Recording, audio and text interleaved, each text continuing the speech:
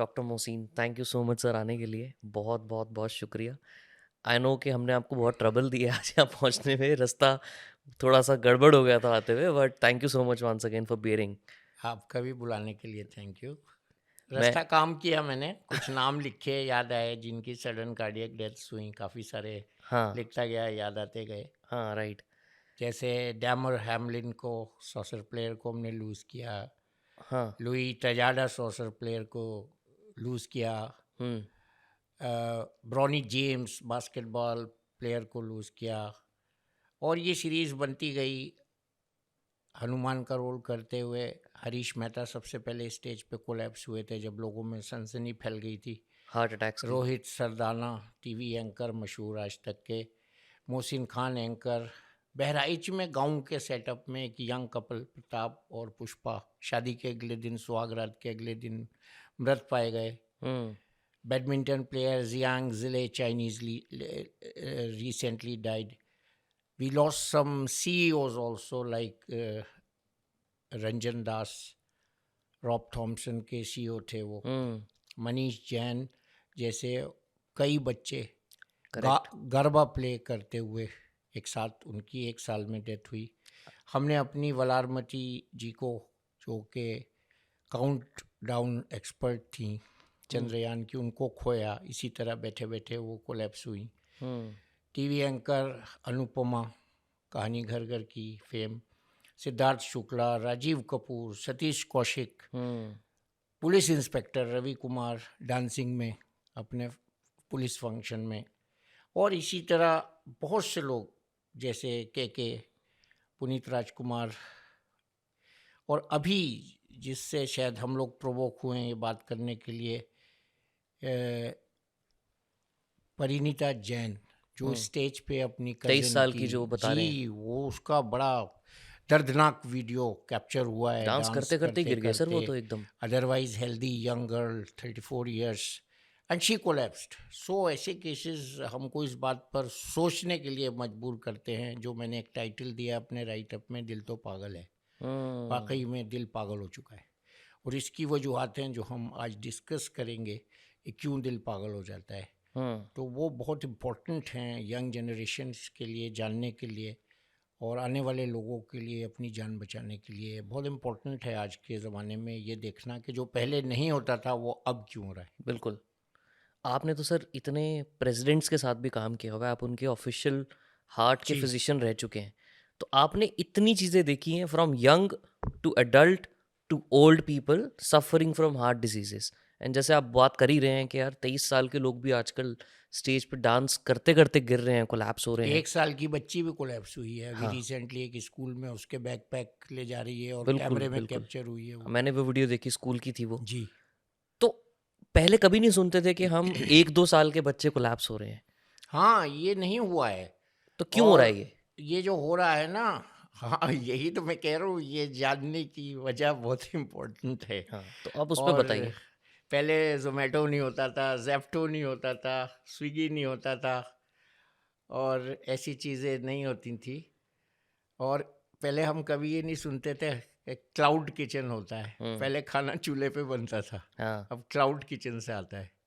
किसी ने नहीं देखा वो खाना कब बनता है, कब परोसा जाता है। वो कहते हैं हम 10 मिनट में डिलीवर कर देंगे। कैसे अभी कर देंगे? ये हमारी कॉफ़ी भी 10 मिनट में आई जी, है। जी। तो वो ये जो एक चेंज हुआ है ना, ये जनरेशन गैप हुआ है।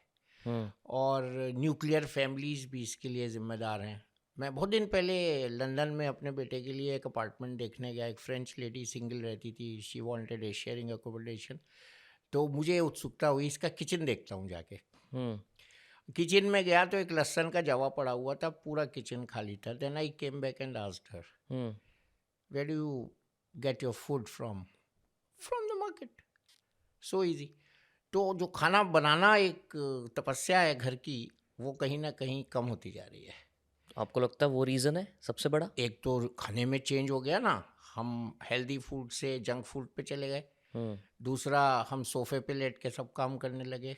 हुँ। कंप्यूटर वहीं है, जिसको आजकल बर्गर डेस्क जॉब वहीं है। सिंड्रोम भी बोलते जी, हैं। डेस्क जॉब नहीं, पोटैटो काउच सिंड्रोम है वो। हुँ। उसमें वहीं रिमोट रखा है टीवी का, वहीं महाशय मोटे वाले लेटे हुए हैं और टीवी देख रहे हैं, वहीं सो भी जाएंगे वो। हुँ। तो एक्सरसाइज कहाँ हुई? बड़े लोगों के लिए भी, घर से निकले गाड़ी में बैठे, गाड़ी से उतरे लिफ्ट में चढ़ गए, ऑफिस में बैठ गए, घर आ गए, खाना खाया, सो गए। अगर एक्सरसाइज हम नहीं करेंगे तो ये पतन जो है, जो हुआ है, what is happening would be more and more tomorrow. तो इसके लिए आप जैसे लोग जो जागरूक कर रहे हैं समाज को, they are very important. But sir, ये लॉजिक मैं आपका एग्री करता हूँ, ये सारी स्टेटमेंट से एग्री करता हूँ when it comes to young people. जो 2-3 साल के बच्चों में हो रहा है, उनका तो रूटीन अलग होता है, वो एक्सरसाइज तो ऑलरेडी बाय डिफ़ॉल्ट करती हैं, खेलते कूदते हैं। उनमें क्यों हो रहा है फ्री? नहीं, एक्सरसाइज और बाय डिफ़ॉल्ट पे पहले मैं क्लियर कर दूं, इस सवाल का जवाब मैं बहुत अच्छे से दूंगा ABCDE में। हुँ, स्कूलों में पहले प्लेग्राउंड्स होते थे, अब स्कूल बंगलों में, अपार्टमेंट्स में हो रहे हैं जिसमें पीटी का पीरियड शायद नहीं होता है। तो वो हुँ, वाला कंपोनेंट भी किसी हद तक मिस कम हो हो रहा चुका है। है। गाँवों में है, हुँ, स्कूल में फील्ड होते हैं तो वहाँ क्लासरूम भी कम होते हैं, तो फील्ड में ही बच्चे दौड़ते भागते खेलते हैं। हम लोग बचपन में खेलते थे कोड़ा जमाल शाही, हुँ, छुपा छुपी, हुँ, कबड्डी। पकड़म-पकड़ाई। हाँ, तो वो गेम सब तो बच्चों से पूछिए क्या होता है तो वो कहते हैं व्हाट, वी नो प्रिंस। उनकी सेम गेम हाँ, फ़ोन पे उनकी होती है। सेम गेम फ़ोन पे आ गई। अच्छा, मैंने अभी रास्ते में ये लिखा है हुँ, ABCDEF। तो हुँ, ए से जो होता है वो ए साइनोटिक कॉन्जेनिटल हार्ट डिजीजेज होती हैं, जो बच्चे में पैदाइश के वक्त अगर डिटेक्ट नहीं होंगी तो बच्चा पैदाइश से कभी भी 20 साल की उम्र तक सडन कार्डियक डेथ का शिकार हो सकता है। जैसे हार्ट में होल हो, इसमें हम एक चीज़ होती है टेट्रोलॉजी ऑफ फैलेट, जिसमें नीचे के हार्ट में भी होल होता है, ऊपर के हार्ट में भी होल होता है, और पेटेंट डक्टस होती है बाई बर्थ। हुँ। कुछ सिंड्रोम्स होते हैं जो हम केवल ECG में डिटेक्ट कर सकते हैं, जैसे B फॉर बर्गवाडस सिंड्रोम, तो C sir for coronary artery disease of young, hmm, D for diseases of the cardiac muscles, E for electrographic abnormalities, जैसे किसी को बैठे बैठे हार्ट बीट हे वायर हो गई, जैसे मैंने कहा दिल तो पागल है, तो हम बाकायदा ECG में डॉक्यूमेंट करते हैं हुँ, कि हार्ट बीट इतनी फास्ट है कि जो ECG मशीन है वो भी कांपने लगती है, उसका स्टाइलस जो रिकॉर्डिंग है वो उसको हार्ट बीट को 220, 230, 240 तक चली जाती है। और अगर उसको फ़ौरन इलेक्ट्रोकार्डियोवर्ट ना किया गया, बिजली से ना रोका गया, तो सडन डेथ हो जाती है। तो ये इलेक्ट्रिकल डेथ होती है। देन फेलियर, बहुत से लोग उनको हार्ट की बीमारी होती है, काम करते रहते हैं, बैक प्रेशर बनता रहता है, हुँ, उनको हम डिटेक्ट नहीं कर पाते हैं। हुँ, वो प्रो BNP एक टेस्ट हम करते हैं, सिर्फ उसी में आता है। और F very important, family history. जैसे ये 23 साल की बिटिया की हमने अभी बात की, उसके भाई को भी सडन डेथ हुई थी ड्यूरिंग साइकिलिंग। अच्छा। ओह! तो ये ABCDEF जो है, इसमें करीब करीब सब चीज़ें कवर हो जाती हैं।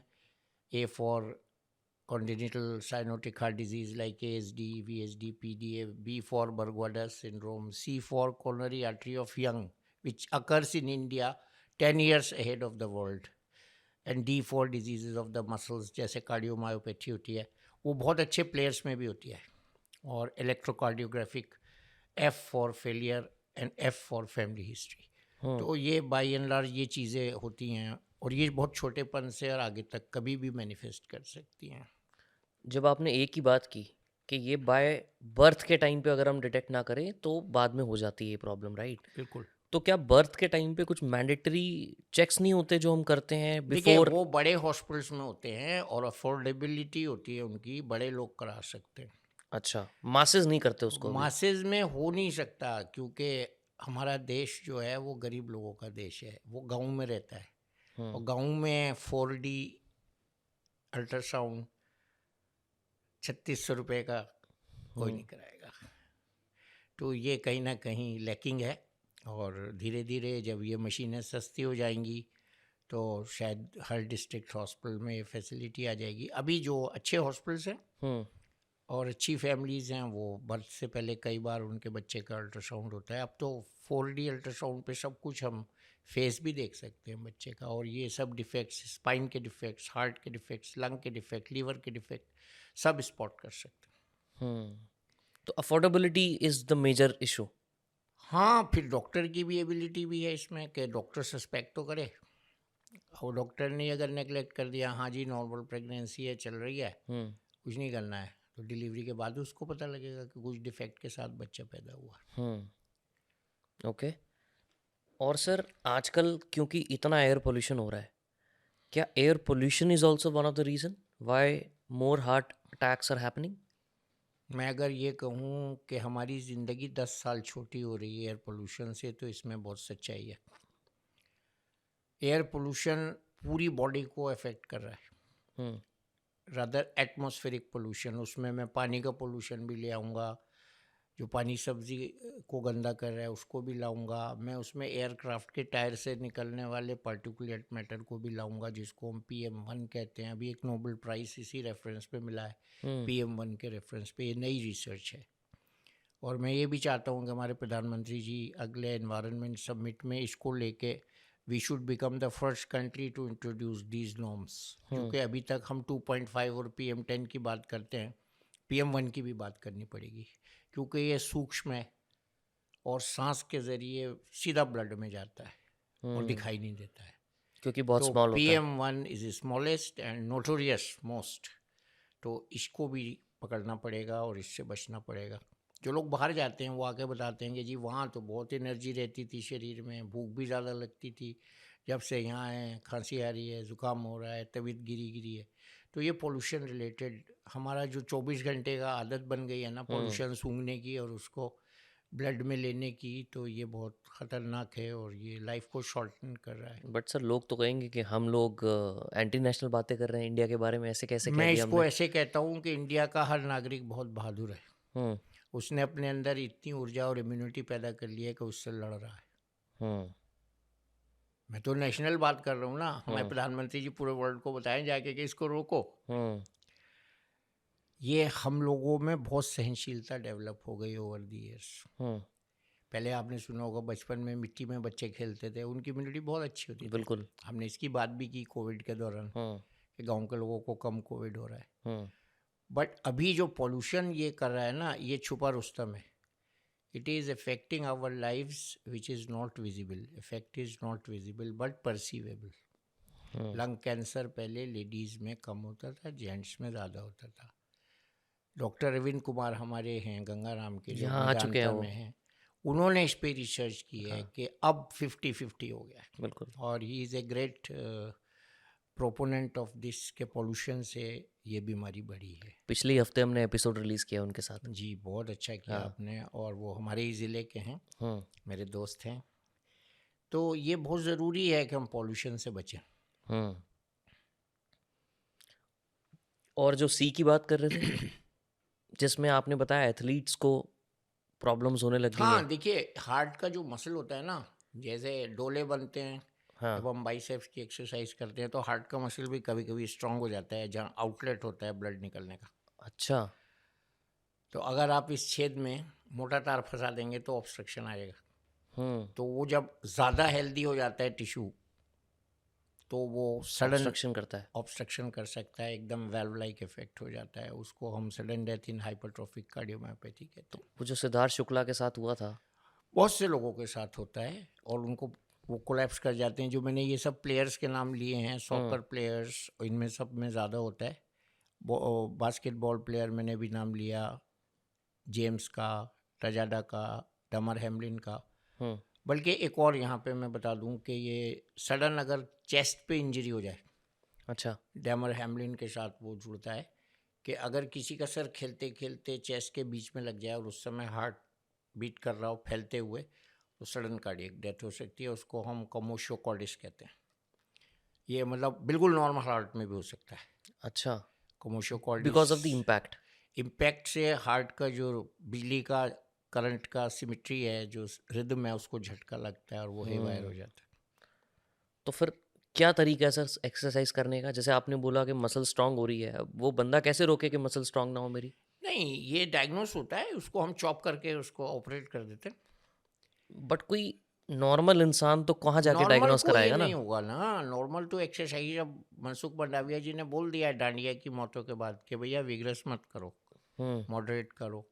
What is moderate and what is vigorous? देखिए, विग्रस को मैं ये कहता हूँ जब आपका सांस फूलने लगे ना, हम्म उस वक्त आप क्वेश्चन पे आ जाइए।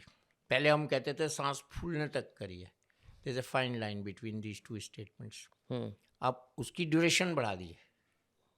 अच्छा। जैसे कि आप ट्रेडमिल पे चल रहे हैं, 12 की स्पीड पे दौड़ रहे हैं, हम्म आप 8 की स्पीड पे दौड़िए, 30 मिनट्स की जगह 40 मिनट्स दौड़िए। This is moderation.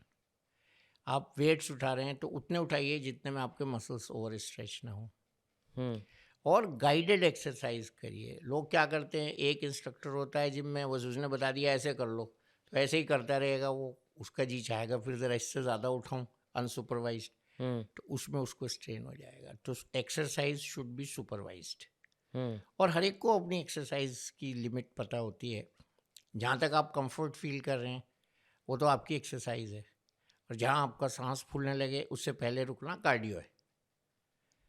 हम ये नहीं कहते आपका सांस भी फूल रहा है दौड़ते जाइए, हम्म वो भी आप बर्दाश्त कर सकते हैं, लेकिन अब इसकी एहतियात ज़रूरी है, क्योंकि हम अभी कोविड की भी बात करेंगे। कोविड के बाद बहुत सी ऐसी चीज़ें हुई हैं हम्म जिससे लोगों को, बल्कि इसमें एफ की बाद मैंने एच भी लिखा था, वो रह गया बताना। H is haemoglobin. हम क्या देख रहे हैं कि कोविड के बाद लोगों का ब्लड गाढ़ा हो रहा है, इसका कारण नहीं पता। बहुत से यंग बच्चे आते हैं, उनका हीमोग्लोबिन 14-13 की जगह 19 होता है, मैं तुरंत उनका ब्लड निकलवाता हूँ, कॉज का पता लगाने की कोशिश करता हूँ, but most of the cases में कोई कॉज नहीं मिलता। अच्छा, तो वो पॉलीसाइथीमिया आ रहा है, इसका भी बहुत ज़्यादा बातचीत नहीं हो रही है।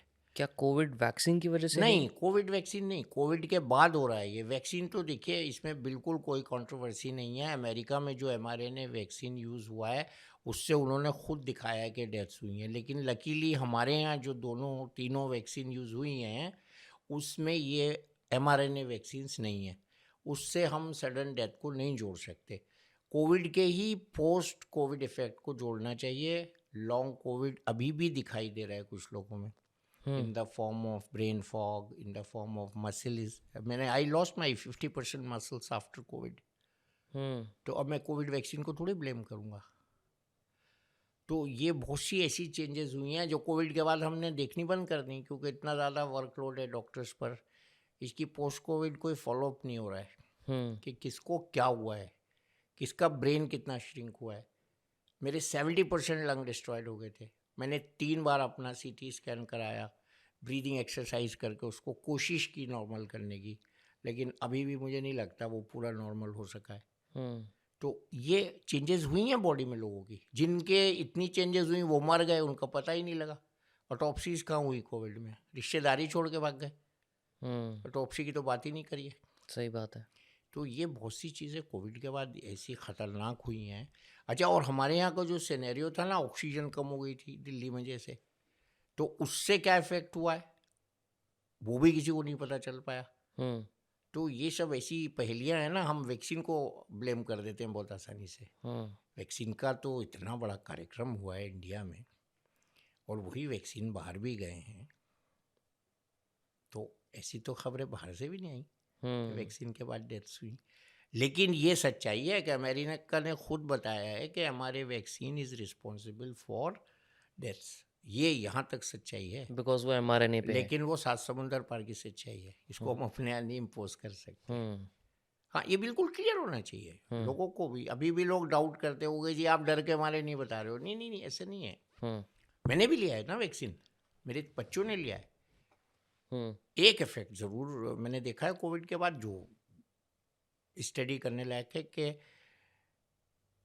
हीमोग्लोबिन गाढ़ा हो रहा है लोगों का, पॉलीसाइथीमिया जिसकी मैंने बात की, हम्म और वो हार्ट की ब्लड वेसल्स में क्लॉट बनाने के लिए बहुत काफ़ी है। हम्म तो इस पे काम होना चाहिए। तो इस पे और लेकिन एक और, क्या कर सकते हैं इस पे लोग फिर? इस पे हम स्क्रीन करें, बड़ा सिंपल टेस्ट है।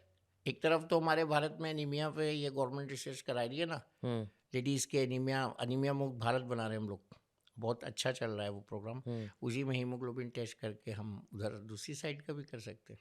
हम्म बट मान लो किसी को डिस्कवर हो तो फिर उसका तो उसका इलाज सिंपल है, हम उसको ब्लड थिनर्स दे सकते हैं और ब्लड ड्रॉ कर सकते हैं, और थोड़े दिन बाद वो एक फिट ब्लड डोनर बन सकता है जो उसका इस रेंज में आ जाए, 18 के 16 के रेंज में, तो he can become a blood donor for life. But they have to take medication for life? अगर वो ब्लड डोनर बन गए हैं रेगुलर, तो फिर उनको ब्लड थिनर्स की जरूरत नहीं रहेगी, क्योंकि हीमोग्लोबिन परमिसिबल लिमिट से ज़्यादा नहीं रहेगा। तो मैं तो बहुत अच्छा सजेशन दे रहा हूँ, लोग अपना हीमोग्लोबिन चेक कराएं, हम्म और पहले अगर 19-20 हो तो ट्रीट कर लें, उसके बाद डोनर बन जाए। हम्म परमानेंट, देश का भला।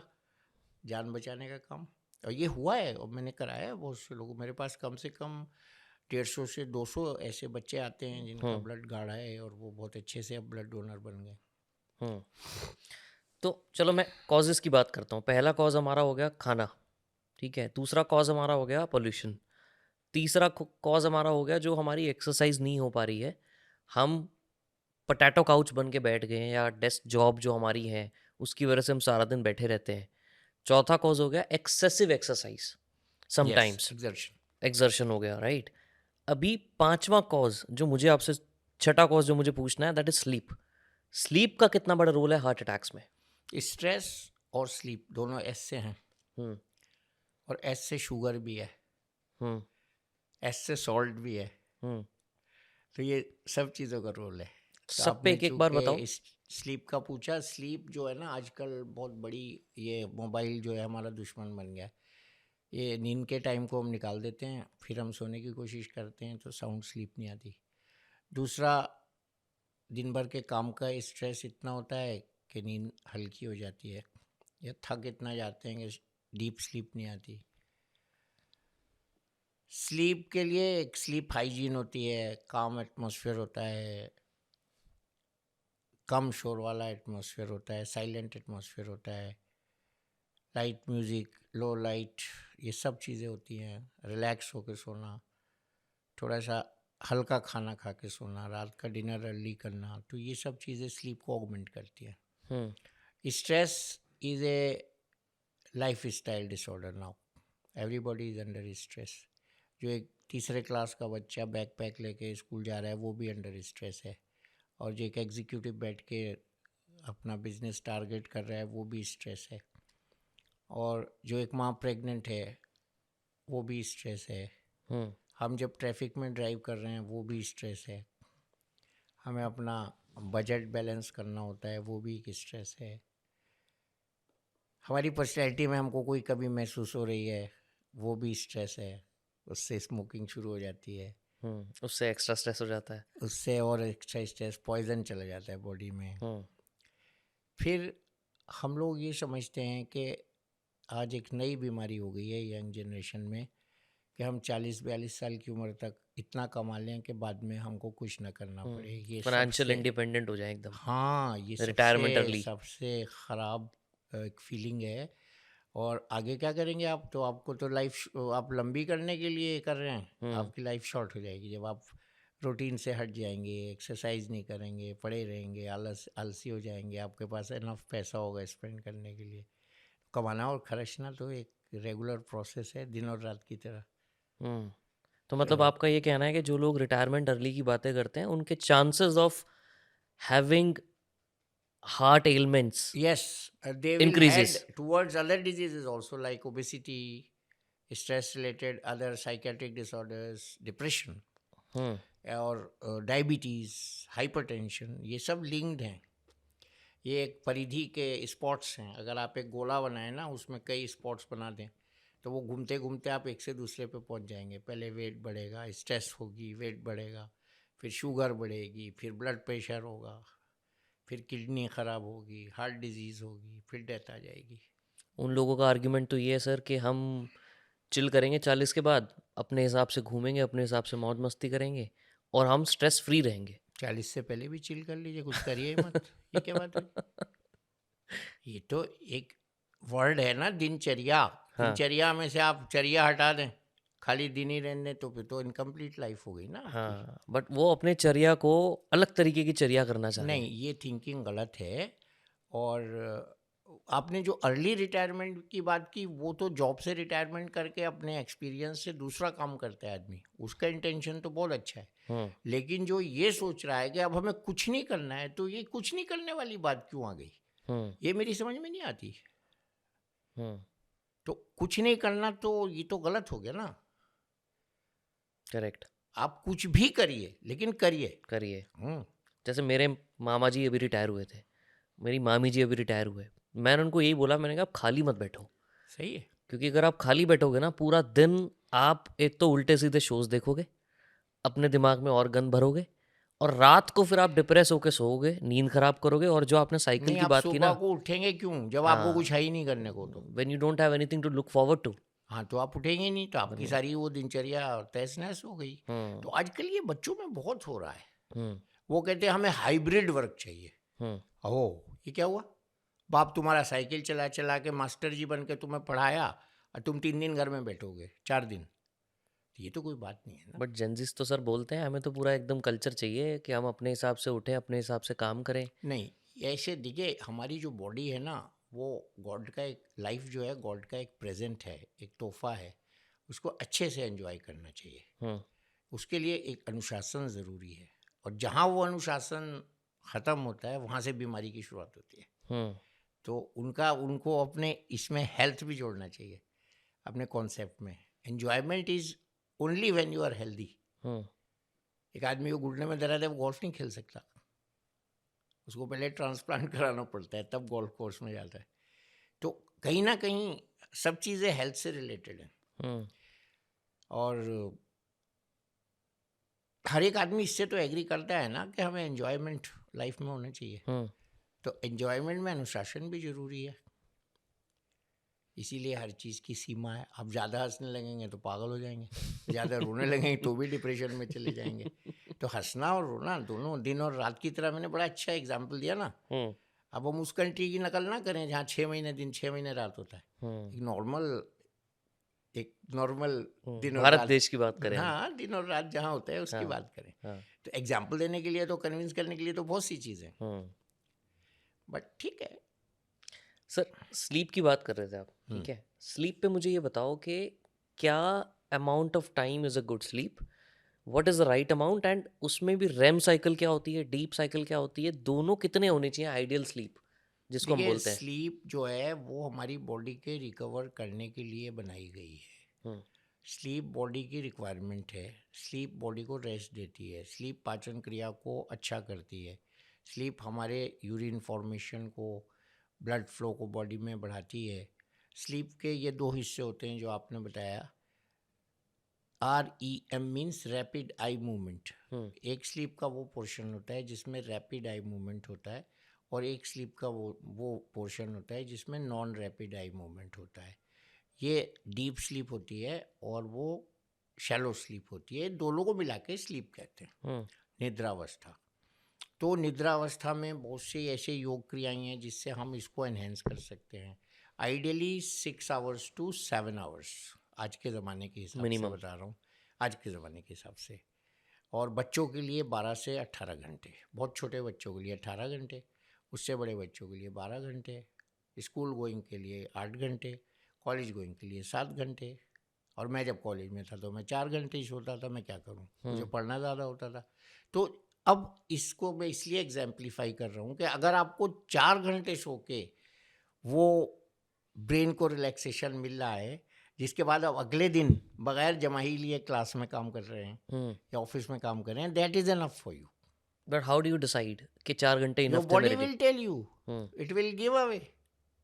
आपसे काम नहीं करवाएगी बॉडी, आपको जमाइए दिलाएगी, आपका आंख बंद कराएगी, आप भूल जाएंगे, आप गलत लिख देंगे, आप गलत टाइप कर देंगे, आपसे बैठा नहीं जाएगा, आप डेस्क पे मुंह रख के सो जाएंगे। हम्म। तो ये स्लीप डेफिशिएंसी के साइन है। या बॉस को गुस्सा ज़्यादा आने लगेगा, झिड़कने लगेगा लोगों को ऑफिस में, या लेडीज झुंझुला जाएंगी अगर स्लीप नहीं पूरी होगी।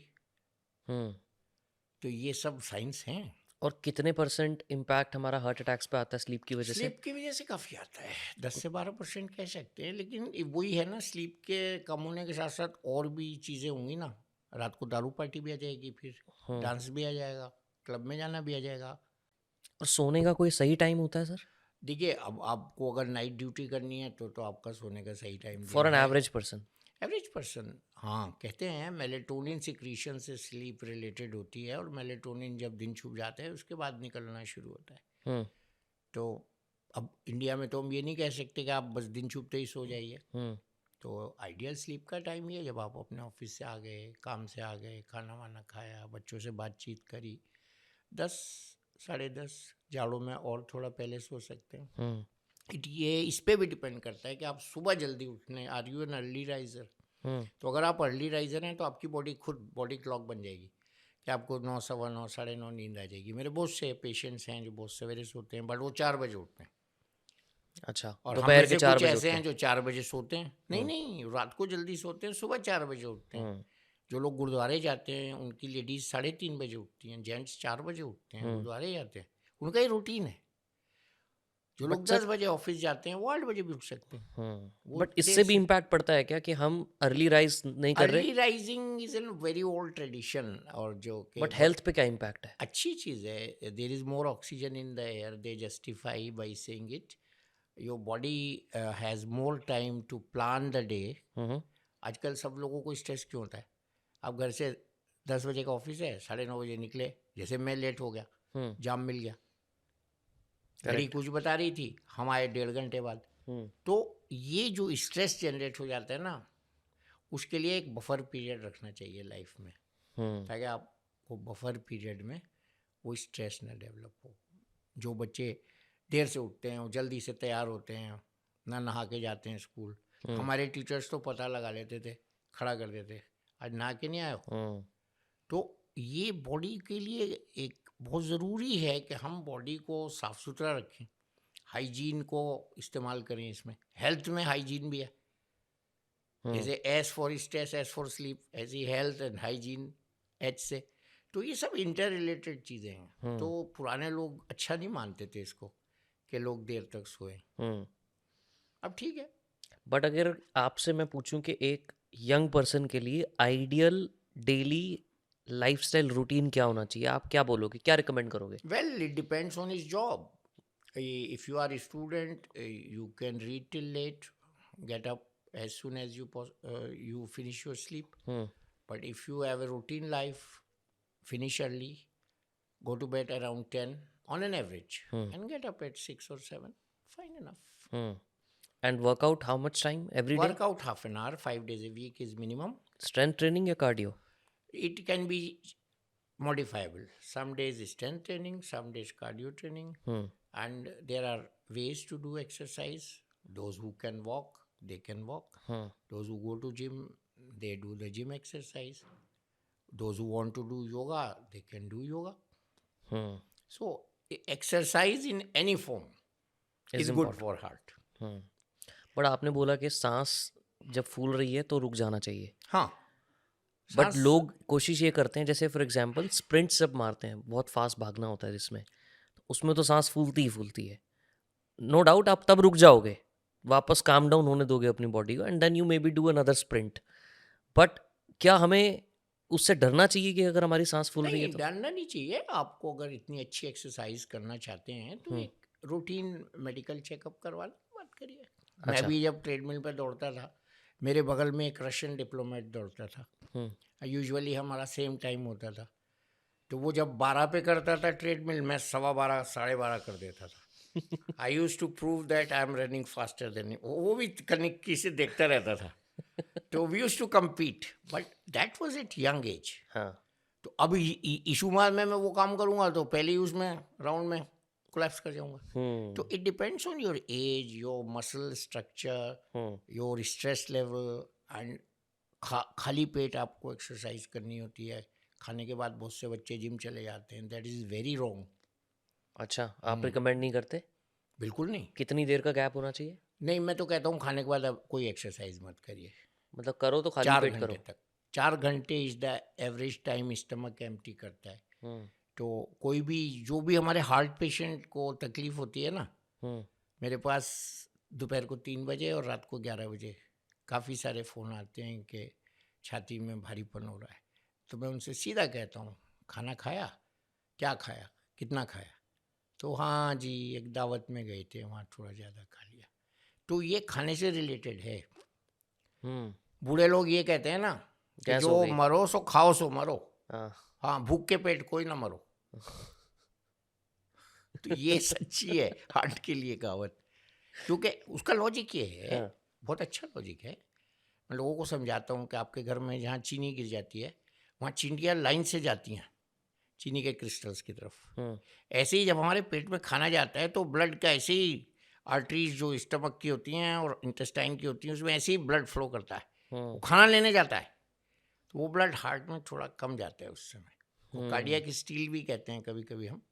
तो उस समय आप हार्ट पे लोड डाल दोगे तो हार्ट जवाब दे देगा, या आप कर ही नहीं पाओगे, कैसे क्योंकि करोगे? क्योंकि ब्लड फ्लो तो हमारा बाकी वहां जगह को पे। जा रहा है, हाँ चीनी लेने जा रही है ना चींटियां, हम्म आप उनको कितना भी रोकोगे वो दूसरी तरफ से रास्ता बना लेती है, वो जाएगी जरूर। तो इसीलिए हार्ट कोलैप्स होता है। हाँ, exercise after full stomach is very bad. तो ideally when you wake up you do the exercise in the morning. Warm up के बाद करिए, उसके बाद खाइए। और काफ़ी लोग सर एक्सरसाइज के टाइम पे हम्म। उससे थोड़ा सा पहले प्री वर्कआउट में कुछ एनर्जी बूस्टर्स लेते हैं। वो हाँ, वो तो आपने शायद मुझे बताया भी था, आप पूछेंगे इसके बाद। दिस इज रेड बुल ले लेते वेरी हैं। Bad, very bad. ये एनर्जी ड्रिंक्स जो है ना, ओहो, ये बॉडी को चलती गाड़ी में धक्का लगाते हैं। चलती गाड़ी में धक्का लगाएंगे तो जो धक्का लगा रहा है वो मर जाएगा, क्योंकि गाड़ी तो चल रही है, उसको चलाइए, एक्सेलरेट करिए अगर आपको तेज चलाना है तो, पीछे से धक्का मत लगवाइए। तो ये एनर्जी ड्रिंक्स जो हैं इनका अब दूसरा नुकसान पता चल रहा है, इसमें कैफीन टाइप की दवाएं मिलाते हैं ना ये लोग। हाँ। अच्छा, होता ये शायद जितनी लिखी होती है उससे ज़्यादा ही होती है। तो वो बच्चे कहते हैं ना किक मिलता है इससे, किक नहीं मिल रहा है, वो आपकी हार्ट को किक कर रही है ज़्यादा तेज़ चलने के लिए, ज़्यादा फास्ट चलने के लिए, और वो थक जाएगा फिर। ये इससे दूसरा जो नुकसान पैदा हो रहा है, बहुत सीरियस बात है वो, कि दे समहाउ एक भूख पैदा करते हैं हार्ड ड्रिंक्स की। और ये होता है ग्रेजुअल, कि हम पहले उस पे आए एनर्जी ड्रिंक्स पे, फिर हम बियर पे गए, फिर हम हार्ड ड्रिंक्स पे आ गए, और फिर वो रुकती नहीं है चीज़। तो ये प्रोवोकेशन होता है, इससे बॉडी डिमांड करती है कि कुछ और इससे पावरफुल लाया जाए। जैसे डोपामिन मैं वहीं से आपको मिलता है। एक एडिक्शन की मिसाल दूँ ना, हाँ। तो बहुत से लोग सिगरेट से ही बहला लेते हैं मन, कुछ तंबाकू से बहला लेते हैं, कुछ पाइप से बहलाते हैं, कुछ शीशे से बहलाते हैं, कुछ फिर दारू से बहलाने लगते हैं, फिर कुछ ड्रग्स पे चले जाते हैं। और आपने लेटेस्ट एक वो क्रेज सुना होगा, स्नेक वेनम। अभी वो एक बहुत प्रोमिनेंट स्टार था ना, हाँ हाँ हाँ हाँ। वो ही वाज, इन्फ्लुएंसर जो है जी यूट्यूबर। जी जी, नाम नहीं लेंगे, सबको पता है। हाँ। वो that was showing kiss of snake. हम्म तो ये किस ऑफ स्नेक क्या है? मैं लोगों से कहता हूँ भाई, तुम्हें मोहब्बत के किस जब नहीं मिलेंगे, घर में प्यार नहीं मिलेगा, बेटी को बाप का, बेटे को बाप का, माँ का, तो तुम फिर स्नेक से ही किस कराओगे? हाँ, मैंने बोला है कई जगह, तो इसकी क्यों जरूरत पड़ रही भाई? आपका एडिक्शन इतना सुपरलेटिव डिग्री पे पहुंच गया कि आपको स्नेक वेनम की जरूरत पड़ रही है। This is stupid and this is happening, that is why people are talking about it. हमारे जमाने में तो नहीं होता था ये, अब हो रही हैं बहुत सी चीजें ऐसी जो सच्चाई है, जिसको कहने में कोई गुनाह नहीं है। मैंने लिखा था, मैंने ये आपको, आप पूछेंगे कि ये एक्सरसाइज का भी मैंने ये बनाया एक mnemonic. First is eat well, E exercise को मैंने ऐसे ये रास्ते में आते थे, बताइए। E is eat well, X is stop to alcohol, smoking, all this, Red Bull, blue bull, white bull, and 3 whites, cross 3 whites. Eat well का क्या मतलब है? और eat well means eat balanced diet, eat green salad. अच्छा, eat well, eat okay. colorful plate. What we everybody knows this, but nobody follows it. Right. Eat well. हाँ, eat well means वो double burger नहीं खाना है. Eat well. Say stop. no to alcohol, smoking, and 3 whites basically. E was for energy drinks, जो आपने भी पूछा. And इसके साथ मैं फास्ट फूड को भी रखा हूँ. R is eat raw vegetables, जिसमें पार्शली कुक्ड भी हो सकता है, रॉ वेजिटेबल मीन्स फ्रूट भी हो सकता है. And S is sweet should be regulated, otherwise you will become sweet, that means you will become diabetic. I for indicate numbers, उसमें सबसे पहले अपना वेट, वेस्ट हिप रेशो जिसको हम BMI कहते हैं, and interventions to correct all this. And indicate numbers में आता है नो योर नंबर्स, जो अब पिछले 3-4 साल से हमारा वर्ल्ड हाइपरटेंशन डे का थीम है, नो योर नंबर्स. अरे भाई, ब्लड प्रेशर कितना है, कॉलेज जाने से पहले आपकी मार्कशीट देखी जाती है, आपके सब चीज़ देखी जाती है, आपको यूनिफॉर्म दी जाती है, आपको बहुत सी चीज़ें बताई जाती हैं। तो क्या आपकी ये ड्यूटी नहीं है कि बीपी भी चेक करा लो, कोलेस्ट्रॉल भी चेक करा लो, एक ईसीजी करा लो? तो कितना नो फ्रीक्वेंट योर करना चाहिए? नंबर्स। कितना फ्रीक्वेंट करना चाहिए? कॉलेज गोइंग एज मैंने बोला ना, एक मिनट। एक बार करा लें, और उसमें अब नॉर्मलिटी आए तो फिर फ्रीक्वेंसी डिसाइड हो जाएगी। फिर आया S. Hmm S is specific now, sugar control. हम्म आजकल जो है ना शुगर पे बहुत काम हो रहा है। पता क्या हो रहा है, इंटरनेशनली क्या कर रहे हैं लोग पढ़ लेते हैं कैन में कितना, कोल्ड ड्रिंक की कैन में कितना शुगर है, फिर दूसरों को समझाने लगते हैं। अब वो इंडस्ट्री जो है ना, ये ड्रिंक्स वाली इंडस्ट्री, वो ऐसी ऐसी रिसर्च कर रही है कि हम ऐसा शुगर ऐड कर दें इन ड्रिंक्स में जो शुगर ना हो के भी शुगर हो। हम्म ये बहुत बड़ा काम हो रहा है। बट इसमें एक चीज़ है कि बिल्कुल शुगर ज़ीरो नहीं कर सकते। हमारे संतुलित आहार में जो चौथे क्लास से पढ़ाया जाता है उसमें कार्बोहाइड्रेट भी होता है, फैट भी होता है, शुगर भी होती है हम्म और प्रोटीन भी होता है। तो हम्म प्रोटीन को हम कम कर देते हैं, कार्बोहाइड्रेट को हम बढ़ा देते हैं। कहते हैं हम नॉन वेजिटेरियन हैं या वेजिटेरियन हैं, लेकिन खाना कम खाते हैं, रोटी ज़्यादा खाते हैं। हम्म तो क्या चला गया, प्रोटीन आपकी प्लेट में रह गया, पनीर, कब मटर, चलेंगे? दाल, रोटी से खा रहे हैं। तो भैया जो लोग रोटी नहीं खाते हैं वो उससे अच्छे हैं जो रोटी खाते हैं, वो उनसे अच्छे हैं। क्योंकि वो हम्म नीट खा रहे हैं, प्रोटीन अच्छा खा रहे हैं मतलब वो। प्रोटीन अच्छा खा रहे हैं। तो इस पे यहाँ शुगर कंट्रोल कहता हूँ मैं इसको। एंड लास्ट इज एक्सरसाइज, हम्म और ये ई को 3 बार लिखना चाहिए, एक्सरसाइज एक्सरसाइज एक्सरसाइज। हम्म तो इसका कोई बदल नहीं है, हम्म ना स्लिमिंग पिल इसका बदल है, हम्म ना कोई दवाई है दुबला होने की आज तक, आते तो हैं पर। ना कोई। अरे वो सब मार्केटिंग है ना, वो आसान चीज़ अच्छी लगती है ना, हम्म आसान चीज़ सबको अच्छी लगती है। और काफी लोग लिपोसक्शन भी कराते हैं। लिपोसक्शन दोबारा आ जाएगी फैट। और दोबारा जब से। तक फैट तुम अंदर उंडेलना बंद नहीं करोगे तो आप उसको कितना ही नोच लो, दोबारा आ जाएगी। मैं तो यही कहता हूँ, देखिए मैं आपको भी एक बहुत अच्छी मिसाल देने जा रहा हूँ। हाँ। एवरेज शुगर आपको भी पता है 100 के आसपास होती है। Hmm you may not know the exact range, but 100 milligram पर 100 ml, 1 लीटर में हो गई 1 ग्राम। हम्म हमारी बॉडी में 5 लीटर ब्लड होता है, तो ठीक है। 5 ग्राम हो गई हमारी। 5 ग्राम पे आपकी बॉडी काम कर रही है, जैसे 12 वोल्ट पे माइक काम कर रहा है। हम्म इसके लिए 220 वोल्ट नहीं चाहिए, तो हम उसको 12 को 220 कर देते हैं। हम्म कोक भी उंडेल लिया, ये भी उंडेल लिया, वो भी उंडेल लिया, मीठा भी उंडेल लिया, लस्सी भी उंडेल ली, रोटी भी उंडेल ली। तो हम कितना बोझ डालते हैं अपनी बॉडी पे। उस बॉडी पे जो 5 ग्राम शुगर के साथ जिंदा रह सकती है, उसमें हम कितना लोड डालेंगे भाई। फिर हम कहते हैं हमारी कंट्री डायबिटिक कैपिटल होने जा रही है। हम्म तो गलत है ना, हमको संयम रखना चाहिए। हमें ये नहीं कहता लोगों से कि भाई आप मीठा मत खाओ। कल ही मेरी एक पेशेंट बहुत अच्छा कोई ऑस्ट्रेलियन बेकर है ग्रेटर क्लास में, उसकी स्वीट डिश लाई। तो पहले तो उसने जब लिफाफा पकड़ाया बोला ये लेस स्वीट है, that means we are sugar conscious. हम्म फिर जब हम घर ले गए तो मैंने पूरी नहीं खाई, वो उसको शेयर करा दिया।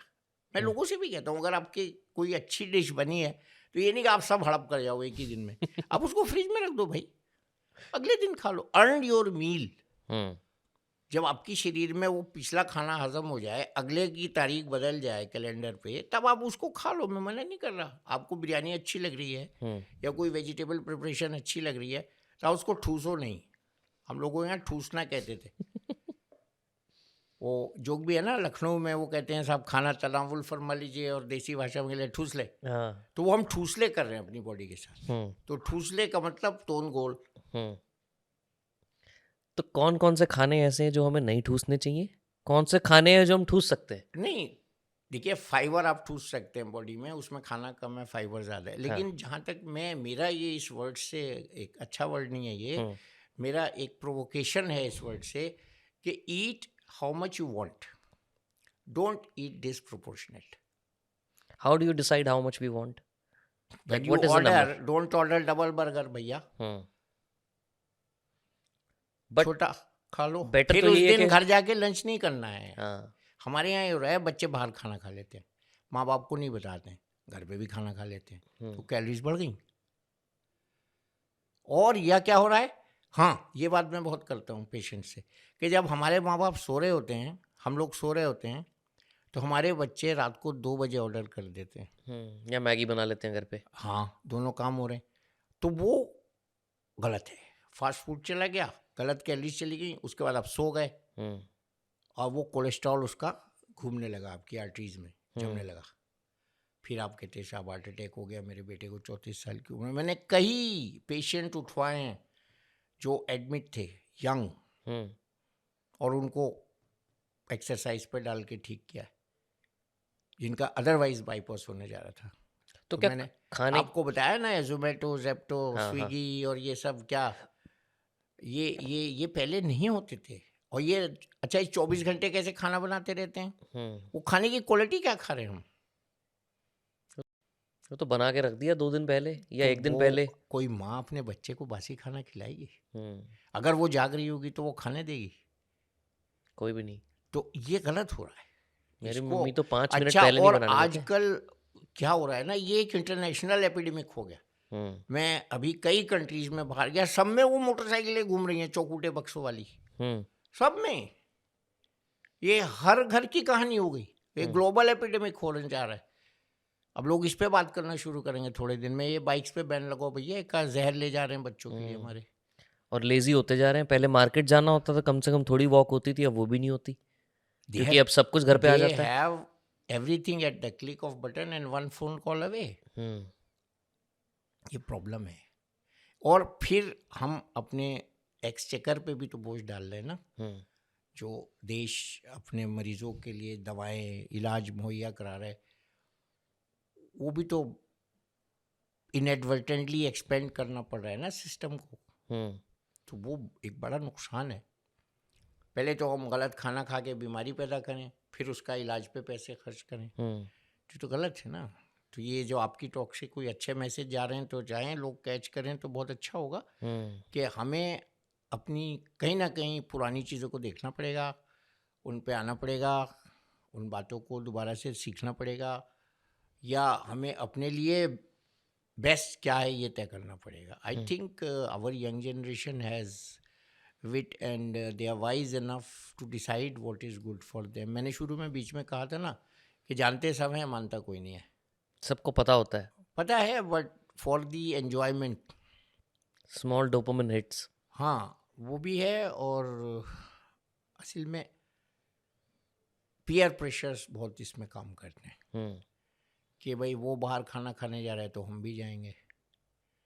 अब क्यों जाएंगे इसका कोई जवाब नहीं है मेरे पास। पीयर प्रेशर की वजह से ही लोग अल्कोहल लेते हैं।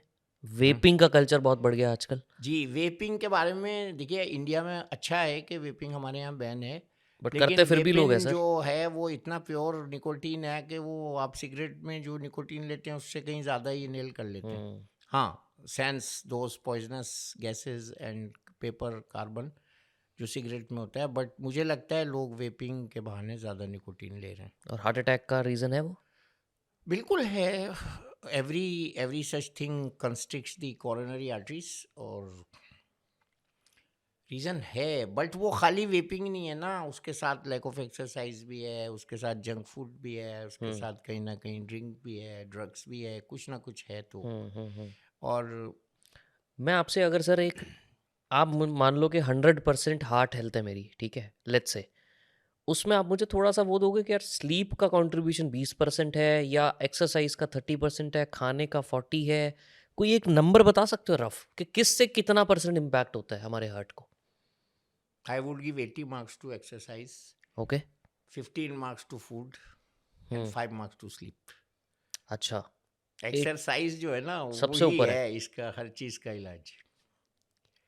आप कुछ मत करो। अब मैं तो कहता हूँ आप बहुत खूब खाओ, but burn that food, earn that calorie. Earn the next food. अब हमारा क्या है ना, खाने का टाइम हो गया, खाना खा लो। क्यों खा लो भाई? भूख लगी तभी तो खाओगे। अंदर से सिग्नल आता है जब आप भूखे होते हैं, आपको भूख लगती है। आज का है, टाइम हो गया तो खा लिया। तो अब उसमें कितना खाना है ये तो ज़रा, मेरी बात से ज़्यादातर लोग संतुष्ट नहीं होंगे, लेकिन जब वो गहराई से सोचेंगे मैं क्या कह रहा हूँ, तो वो एक बड़ी अच्छी सच्चाई कह रहा हूँ। कि आपने खाना तो खा लिया टाइम पे, बहुत अच्छी बात है, लेकिन खाना कितना खाना है। मैं एक हैबिटेट सेंटर में लंच में था, तो वहाँ एक अच्छे से टॉल से मिडिल एज मैन थे। मैंने उनसे कहा मैं आपकी प्लेट का फ़ोटो लेना चाहता हूँ। तो थोड़ा सरप्राइज भी हुए, स्माइल भी किया, और मुझे उन्होंने फ़ोटो लेने दिया। उसके बाद मैंने उनसे बताया कि मैं आपकी प्लेट का फ़ोटो इसलिए ले रहा हूँ क्योंकि आपने ये फ्री का खाना जो आप खा रहे हो यहाँ पे इतना कम लिया है कि वो ये बता रहा है कि आपको पता है कि कितना खाना है। ज़्यादातर लोगों ने इससे 4 गुना लिया है और इससे आधा छोड़ देंगे वो, और आपने उतना लिया है जितना आपकी बदन की ज़रूरत है। तो मैं ये फ़ोटो कल को मेरी एक टॉक है उसमें पावर पॉइंट प्रेजेंटेशन में दिखाने जा रहा हूँ। क्या बात है। He was very, and he was from Times Group, a very senior journalist. हम्म, तो ही वॉज वेरी इम्प्रेस्ड कि आपने नोट किया ये। मैंने कहा हाँ, मैं यही देखता हूँ लोगों को शादियों में ऐसी प्लेट भरते हैं और खाया नहीं जाता उनसे, और वो धीरे से नज़र बचा के ऐसे उसमें रख देते हैं जो टब रखी होती है। तो क्यों ले रहे हो भाई इतना खाना? उसने जिसने बेचारे ने पकवाया है, फ्री का थोड़ी पकवाया है। होटल में इतना खाना लोगे तो 5,000 रुपये का मिलेगा, 3 स्टार में लोगे तो 2,000 रुपये का मिलेगा, घर पे बनवाओगे तो 1,000 रुपये का पड़ेगा। अब क्यों वेस्ट कर रहे हो उसके पैसे? उतना ही लीजिए ना। इसको हम कहते हैं टेक्निकली हैव स्मॉल पोर्शंस और पोर्शंस। तो आप थोड़ा थोड़ा खाए। कुछ कंट्रीज में लोग, जैसे मलेशिया में मैंने लोगों को देखा, थोड़ा थोड़ा खाते हैं, एकदम से उनके यहाँ बल्क लंच बल्क डिनर नहीं होता। और प्लेट के अंदर और बैलेंस। सुनिए, हाँ। सऊदी अरब में भी जो इतना बड़ा वो बनाते हैं अपना डिश जिसमें बकरा मुसल्लम होता है, लेते 1.5 चमचा ही है उसमें से। हमारा फंसता है कहीं देसी भाई, वो खूब नोच के ले लेता है उसमें से, फिर खा नहीं जाता। तो ये जो यहाँ से है इसका डायनामाइट ऊपर है, वहाँ से फायर सही होने लगे तो कोई बीमारी ना हो। देखिए पुराने लोगों में बीमारी नहीं होती। बहुत से लोग मेरे पास आते हैं, मैं उनकी शक्ल देख के कहता हूँ आपको डॉक्टर के पास आने की ज़रूरत नहीं है। वो कहते क्यों कह रहे हो डॉक्टर साहब? मैंने कहा आपने कभी कोई दवाई खाई? कल ही एक साहब आए थे, नहीं खाई। मैंने कहा आप क्यों आए मेरे पास? You are looking under stress, that is your problem. मैंने कहा आपका बीपी नॉर्मल है। जब तक मेरे पास पेशेंट आता है बीपी पल्स चेक हो जाती है उसकी। मैंने कहा आपका पल्स भी नॉर्मल है, लेकिन आप अपनी बीवी से बहुत ज़्यादा ओल्डर लग रहे हो। फिर मैंने कहा कि आप पर क्या स्ट्रेस था? Then he opened up, he said बहुत बचपन में मेरे फादर की डेथ हो गई थी, मेरी 3 छोटी बहनें थीं, 4 थीं, 3 की मैंने शादी करी है, उसमें से एक की वो करके गए थे। तो that was his disease, so I had to give him antidepressant, not otherwise. कहीं और जाएगा तो वो कोलेस्ट्रॉल की दवाई लिख के दे देगा उसको डॉक्टर कि भैया 50 के ऊपर का होगा ये खा लो। बट उसका डिप्रेशन कौन एड्रेस करेगा? उसके जो चेहरे पे जो भाव हैं वो कौन पढ़ेगा? वो होलिस्टिक डॉक्टर को पढ़ने पड़ेंगे। अभी मेरा एक क्लिप बहुत वायरल हो गया, उसमें मैंने कहीं ये कह दिया कि साहब कोई 150 ग्राम की नाक का डॉक्टर है, कोई 100 ग्राम की आँख का डॉक्टर है, कोई 1500 ग्राम के ब्रेन का डॉक्टर है, कोई 1.5 किलो के लीवर का डॉक्टर है, कोई 2 किलो के लंग का डॉक्टर है। ये जो मेरे पास 80 किलो का पेशेंट आ रहा है चल के, उसका डॉक्टर कहाँ है? वो मेरा क्लिप बहुत वायरल हो गया। बात तो सही है, पर हाँ वही तो कमी हो गई ना। और ऐसी गलतियाँ भी हो रही हैं कि भाई छाती में दर्द हो गया, फट से जाओ एंजियोग्राफी करा लो। अब वो दर्द लंग का है, हार्ट का है, हार्ट की झिल्ली का है, रिब का है, स्किन का है, हर्पीज़ का है। बहुत से लोगों को हर्पीज़ होने से पहले बहुत तेज़ दर्द होता है। अच्छा, अगर आप छोटी सी हिस्ट्री ले लें उसमें कि आपको एक साइड में हाफ में दर्द है, आपको क्लिक कर जाएगा फ़ौरन, हाँ एक हाफ में दर्द है, क्योंकि हर्पीज़ एक साइड की नर्व पे होता है। उसमें लोगों की एंजियोग्राफी हो जाती है, जिसकी ज़रूरत भी नहीं थी, शायद नहीं थी। तो ये जो क्लिनिकल मेडिसिन जो हमारी जनरेशन को पढ़ाई गई थी वो आज मिसिंग है। डॉक्टर्स में से भी मिसिंग है, सोसाइटी में से भी मिसिंग है। सोसाइटी में इसलिए कह रहा हूँ, वो समझते हैं कि डॉक्टर वली क्या इलाज करेगा, ये तो हार्ट का डॉक्टर देखता है, ये ब्लड प्रेशर के बारे में क्या जाने, ये ब्रेन के बारे में क्या जाने। उन्हें नहीं पता कि ब्लड जो है वो हार्ट से ही ब्रेन में जा रहा है भाई, और वहीं से पैर पे भी जा रहा है। अगर पैर की टो आपकी काली हो रही है तो उसमें डायबिटीज़ भी देखनी पड़ेगी, सही बात है, शुगर भी देखनी पड़ेगी, आपका डॉपलर भी करना पड़ेगा, आपका मसल भी देखना पड़ेगा, आपका नर्वस सिस्टम भी देखना पड़ेगा। तो ये जो होलिस्टिक अप्रोच है to treat the disease, this is gradually getting faded and specialist and super specialist thinking is dominating. ये जो है थोड़ा ट्रेजिडी है हमारे प्रोफेशन की, और इसका भी इलाज है। अमेरिका वालों ने समझ लिया अभी, वो अब फैमिली मेडिसिन पे आ रहे हैं। ब्रिटिश बहुत चालाक थे, हैं, चालाक मीन्स वाइज हैं। उन्होंने फैमिली मेडिसिन को अपने यहाँ से जाने ही नहीं दिया। उनके यहाँ पहले जीपी पे जाओ भैया, जीपी रेफर करेगा तब आप स्पेशलिस्ट के पास जाएंगे। जीपी इज जनरल प्रैक्टिशनर, जो आपकी पूरी बॉडी का डॉक्टर है। They are still wise. But जो ये वही हम लोगों को भी पढ़ाया गया था, लेकिन अब जब से ज़्यादा वेस्टर्नाइज हो गई है मेडिसिन, तब से ये हो रहा है कि साहब दाईं आँख में दर्द है तो मुझे इसका स्पेशलिस्ट अलग से ढूंढना है, और बाईं आँख में दर्द है तो इसका स्पेशलिस्ट अलग से ढूंढना है। ये एक ट्रेजिडी है, दुर्भाग्य है हमारी मेडिकल साइंस का। और यहाँ कहीं हम फिर आयुर्वेदा की बात करना पड़ेगी यहाँ, क्योंकि आयुर्वेद जो है वो नाड़ी परीक्षण, होलिस्टिक मेडिसिन, पंच तत्व, आप मानते हो आयुर्वेदा विकार, में? हाँ, 5 विकार, 7 चक्रा, इसकी बात करता है। वो होलिस्टिक मेडिसिन है भाई, वो तो कभी गलत हो ही नहीं सकती। मैंने बहुत से अपने हार्ट के मरीजों को अर्जुन पिला के ठीक किया है। अर्जुन का इफेक्ट ही नहीं मालूम हमें। अर्जुन की छाल का पानी, जैसे हम कॉफ़ी पी रहे हैं ऐसी अर्जुन की छाल का पानी भी पी सकते हैं। उससे क्या होता है? वो हार्ट की रगों को क्लियर करता है, क्लॉट को छोटा करता है, एक्सेस फ्लूइड रिटेंशन को कम करता है, कोई भी पी सकता है इसको? कोलेट्रल आर्टरीज को डेवलप करता है, उसको हम एंजियोजेनेसिस कहते हैं। बहुत कम डॉक्टर मानेंगे मेरी ये बात, लेकिन ये फैक्ट है। बट सर आप तो बहुत बड़े एम्स के और इतने बड़े स्पेशलिस्ट हैं, डॉक्टर हैं। मैंने पेपर पब्लिश हुआ है, डॉक्टर वी के बैल जब हेड थे, मेरे साथ के ही थे वो, उनके जब वो एडिटर थे इंडियन हार्ट जर्नल के, 3 पब्लिश हुए पेपर अर्जुन को लेके, अर्जुन पर। और उसमें प्रूव किया है कि न्यू वेस्कुलर रीजनरेशन होता है, जिसको हम एंजियोजेनेसिस कहते हैं।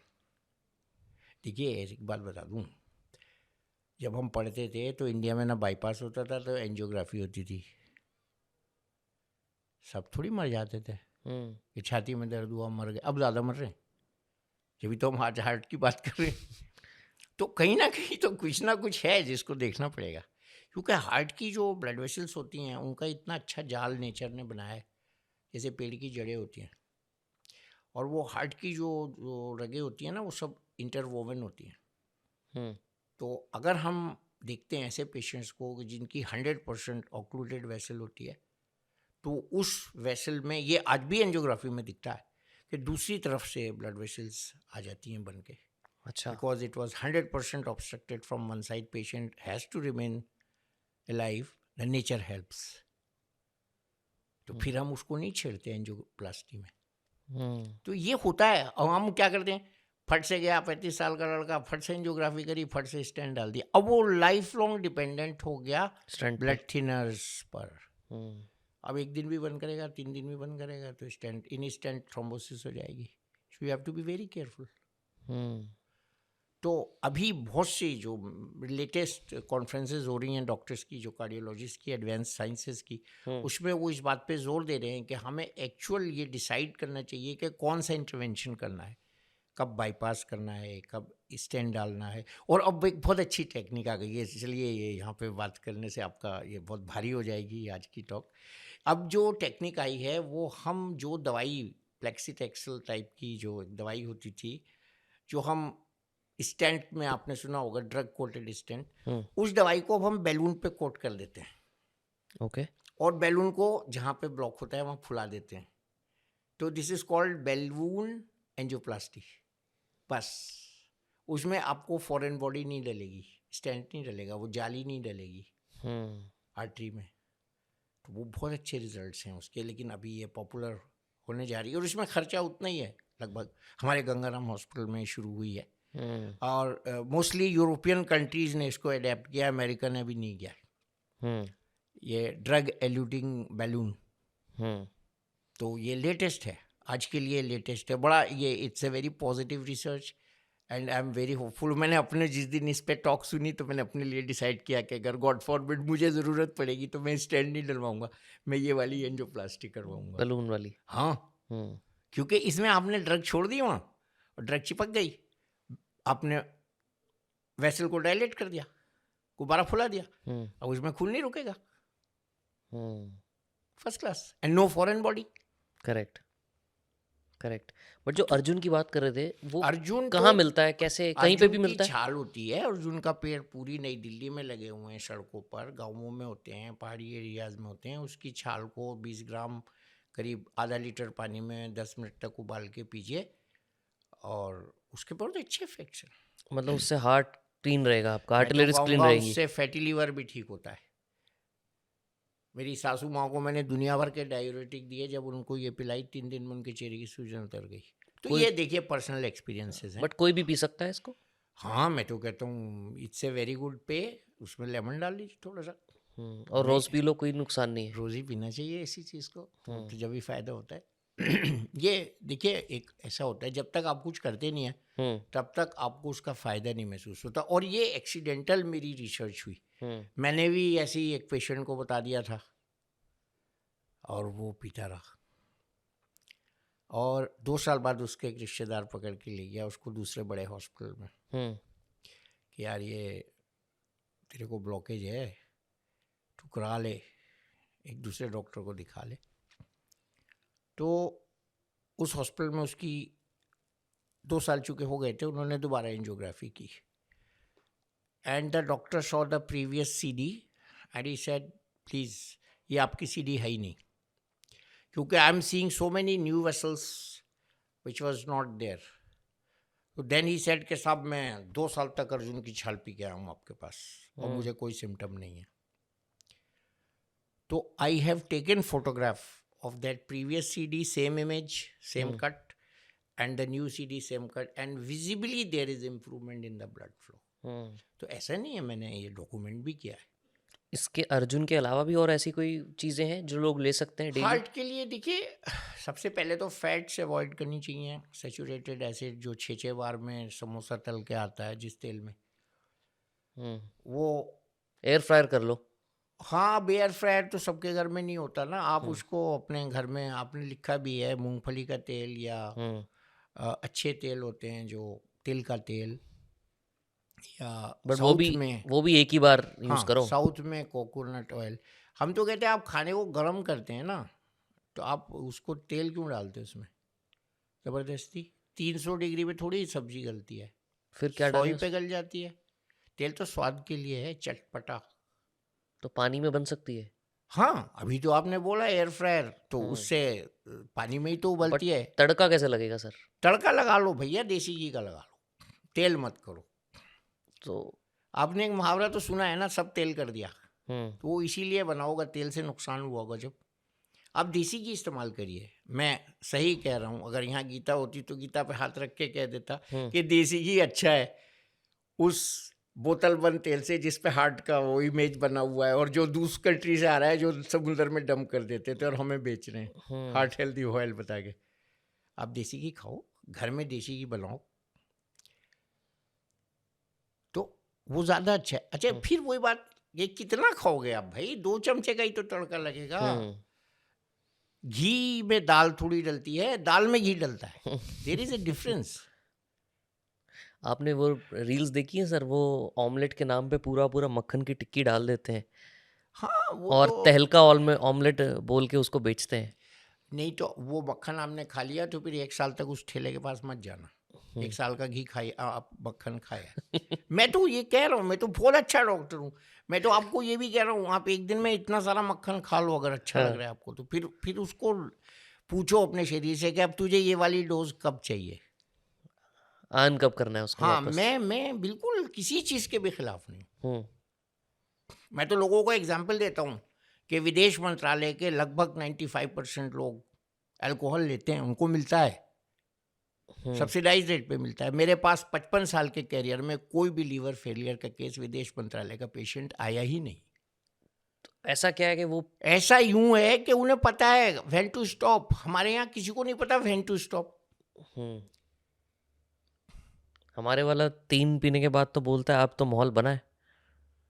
वो बन गया तो उसके बाद तुम भूल जाओगे 3 के आगे की गिनती। हाँ। हाँ, फिर तुम पीते जाओगे, गिनती भूल जाओगे जब। तो कोई एंड नहीं है फिर तो। बस तो फिर एंड वही है, हम्म। डॉक्टर सरीन का अस्पताल, फैटी लीवर, सिरोसिस, ऊपर लीवर ट्रांसप्लांट। जब आपके फादर से पूछना हम्म। कि आपने कभी सुना किसी का लीवर ट्रांसप्लांट हुआ अपनी लाइफ में, आपकी लाइफ में कई फ्रेंड्स का हो चुका होगा। हम्म। ये क्या है? वो एक लाइफस्टाइल। गिनती भूलने वाला चक्कर है ये। मैं आपको एक जोक सुनाऊं अभी। हाँ हाँ बिल्कुल सर। एक बहुत बड़े बादशाह थे, उनके पास एक क्लाउन था बादशाह में। अकबर बीरबल का भी किस्सा हो सकता है ये। हम्म। तो उसने एक दिन बादशाह को देख लिया कि ड्रिंक कर रहे हैं छुप के। मैं बादशाह का नाम नहीं ले रहा हूँ। हाँ। तो उसने वो बोतल वहाँ से गायब कर दी और वो बगल में दबा के दरबार में आ गया। तो बादशाह ने पूछा, क्या है तुम्हारे बगल में? अरे मेरे बगल में गधा है। फिर नहीं, गधा नहीं। बोले घोड़ा है। नहीं, घोड़ा कैसे हो जाएगा बगल में? कहना हाथी है। कहना हाथी भी नहीं है। हाँ। तो फिर बादशाह ने कहा, ये क्या कर रहे हो तुम? कहना ये तो वही है जो आप समझ रहे हैं, लेकिन पहले जो गधा होता है वो इसको पीता है, फिर वो घोड़े की तरह से एक्साइट होकर दौड़ता है, मस्त हो जाता है, फिर वो हाथी की तरह से झूमता है, फिर उसका क्या होता है वो नहीं पता। तो यही जो आप 3 वाले पैक की बात कर रहे थे ना, ये है, ऐसा है। इसीलिए शराब हराम है। हम्म। लेकिन मैं इसको धार्मिक पहलू नहीं पे जा रहा, क्योंकि जिस चीज को इस्तेमाल करने के बाद आपकी बुद्धि भ्रष्ट होने लगे, हम्म। उसको क्वांटिफाई कौन करेगा? Who is referee when you are drinking? Hmm. If there is a referee when you are drinking, I will allow. तो इसलिए विदेश मंत्रालय के वो लोग तो मैंने एक एग्जांपल दिया, ये मेरा तजर्बा है। हाँ। विदेश मंत्रालय की किसी व्यक्ति को शिकायत नहीं होनी चाहिए, हाँ। ऑफिशियल है। हाँ। हमें भी गिफ्ट में मिलती है एम्बेसी में जब हम जाते हैं प्रेसिडेंट के साथ, तो ऐसा कोई नहीं है। हाँ। मगर ये एक ऐसी चीज है ना, जो मैं आपको एक तजर्बा बता रहा हूँ कि you have to know when you have to stop. Limit पता होनी चाहिए आपको। हाँ। मोस्टली अब प्रॉब्लम। आपको याद नहीं होगा शायद, मुझे तो बहुत याद है। जब ये नई गाड़ी आई थी मारुति 800, तो बहुत तेज़ भागती थी। हाँ। तो जब मैं अपने बच्चे को छोड़ने जाता था पंडारा रोड से लाजपत नगर, तो 3-4 गाड़ियाँ रोज़ लड़ी मिलती थी, क्योंकि the drivers don't understand the pickup of that car. और वो दौड़ा लेते थे और लड़ जाती थी। तो बिल्कुल दारू का भी वैसी होता है, अब ज़्यादा ले लोगे तो आप भिड़ोगे। बट सर, जब लोग, आपने बीच में ना पहले बोला था कि यार खाना खाते हैं, लेट खाना खाते हैं और सो जाते हैं, खाना खाने और सोने के बीच में कितना गैप होना चाहिए? 1 से 1.5 घंटा मिनिमम होना चाहिए। ऐसा होता है। खाने के 1 घंटे बाद एक थोड़ा सा खुमार आता है, जिसको हम नींद का झोंका भी कह सकते हैं। जो जब शुगर जाती है, जो बच्चों में आजकल एक नया टर्म आ गया, शुगर रश। हाँ। तो जो कार्बोहाइड्रेट ब्रेन पे इफेक्ट करता है, वो खुद रिलैक्सिंग होता है, हमें किसी नींद की भी जरूरत नहीं है। अच्छा, यहाँ मैं एक और इंटरेस्टिंग बात बताऊंगा इसके बाद। तो उससे जो वो झोंके वाला आप एडवांटेज ले लीजिए, let it work like sleeping pill, relaxing pill for you, और सो जाइए। बहुत से लोगों को मैं ऐसे समझा देता हूँ जिनकी माएँ यंग बच्चों को लाती हैं। मैं कहता हूँ भैया 8वीं क्लास की या 12वीं क्लास की किताब में कार्बोहाइड्रेट डाइजेशन का चैप्टर खोलो जाके, तो कार्बोहाइड्रेट की एक इक्वेशन मिलेगी आपको, और उसका डाइजेस्टिव प्रोडक्ट मिलेगा C2H5OH, वो है दारू। तो हर एक के पेट में दारू बनती है, तो बाहर से क्यों ले रहे हो भाई? जब God has made a provision to create alcohol in your stomach, what is the need to take it from outside? Government गिर गई इसी चक्कर में। क्या बताऊं? और कुछ लोग जो नहीं सो पाते, दे टेक मेलेटोनिन। वो ठीक है, सेफ है? पायलट्स को भी दी जाती है। अच्छा। बिल्कुल safe, there is no harm. हाँ। But getting used to sleeping pill and getting addicted to heavy dose of sleeping pill is not good. But sleeping pill is different from melatonin. Melatonin is a natural, you can say, sleeping inducer. Sleeping pill is any pill. There is ill to every pill. There is no pill for every ill. So that type of pill it is.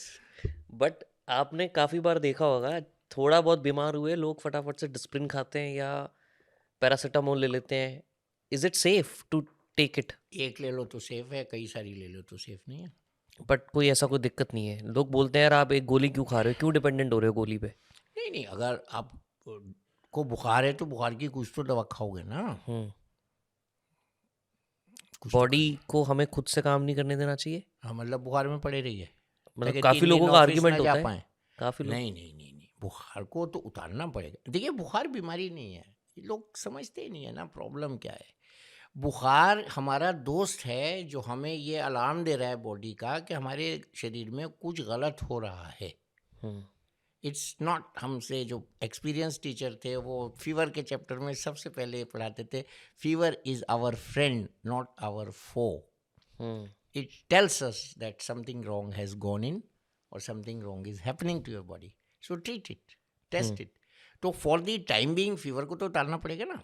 अब छोटे बच्चे को 104 बुखार है, आपको मैं दवाई नहीं दूंगा, ये तो गलत हो जाएगा. उसके ब्रेन पे चढ़ जाएगा, उसको दौड़ा जाएगा, बेहोश हो जाएगा. तो बुखार के लिए अगर आपने एक डोज ले ली पैरासीटामोल की तो वो तो ठीक है. But there have been cases in which there is lot of paracetamol toxicity, but which is very rare, 1 in 10 lakhs. अच्छा. तो 9,99,999 को नहीं होगा. Got it. एक चीज़ और मुझे पूछनी है जो मैं पर्सनली भी जानना चाहता हूँ. कई कई केसेस में मैंने खुद भी इंटरमिटेंट फास्टिंग की हुई है, राइट. कि मैंने 6 घंटे रिस्ट्रिक्ट कर दिया या 8 घंटे ही खाऊंगा मैं, बाकी 14 घंटे 16 घंटे नहीं खाऊंगा. ये सेफ है, सही है? ऑटोफेजी जो एक बोला जाता है टर्म कि यार आपकी फिर सेल जो है ना वो रिपेयर करने लग जाते हैं अगर उसको फूड नहीं मिलता या शुगर नहीं मिलता, और वो रिपेयर मोड में जाते हैं. तो मैं उस पर जानना चाहता हूँ as a doctor, what is your opinion on intermittent fasting? And second, heart patient को ये करनी चाहिए या नहीं करनी चाहिए? 12 घंटे की जब रात होती है तो कितने लोग उठ के खाते हैं रात को? हाँ, नहीं खाते, बट 12 से 16 कर दिया तो वो नहीं, 16 भी हो सकता है ना. वो उसमें क्या प्रॉब्लम है? कोई दिक्कत बहुत नहीं. से बच्चे बगैर नाश्ता करे स्कूल जा रहे हैं आजकल. 60%. वो भी अच्छा नहीं है वैसे. अच्छा. लेकिन ऑटोफेजी जो है वो जब होती है जब आपके ब्लड की वो वाली 5 ग्राम वाली शुगर गायब हो जाए. पूरी गायब हो जाए. हाँ, ऑटोफेजी तो जब शुरू होगी ना, जब आपका शरीर में शुगर घट जाएगी. उसका भी मैकेनिज्म है. ऐसा हार्मोन होता है ग्लूकागॉन जो लीवर से स्टोर्ड शुगर को निकाल लाता है बैंक से.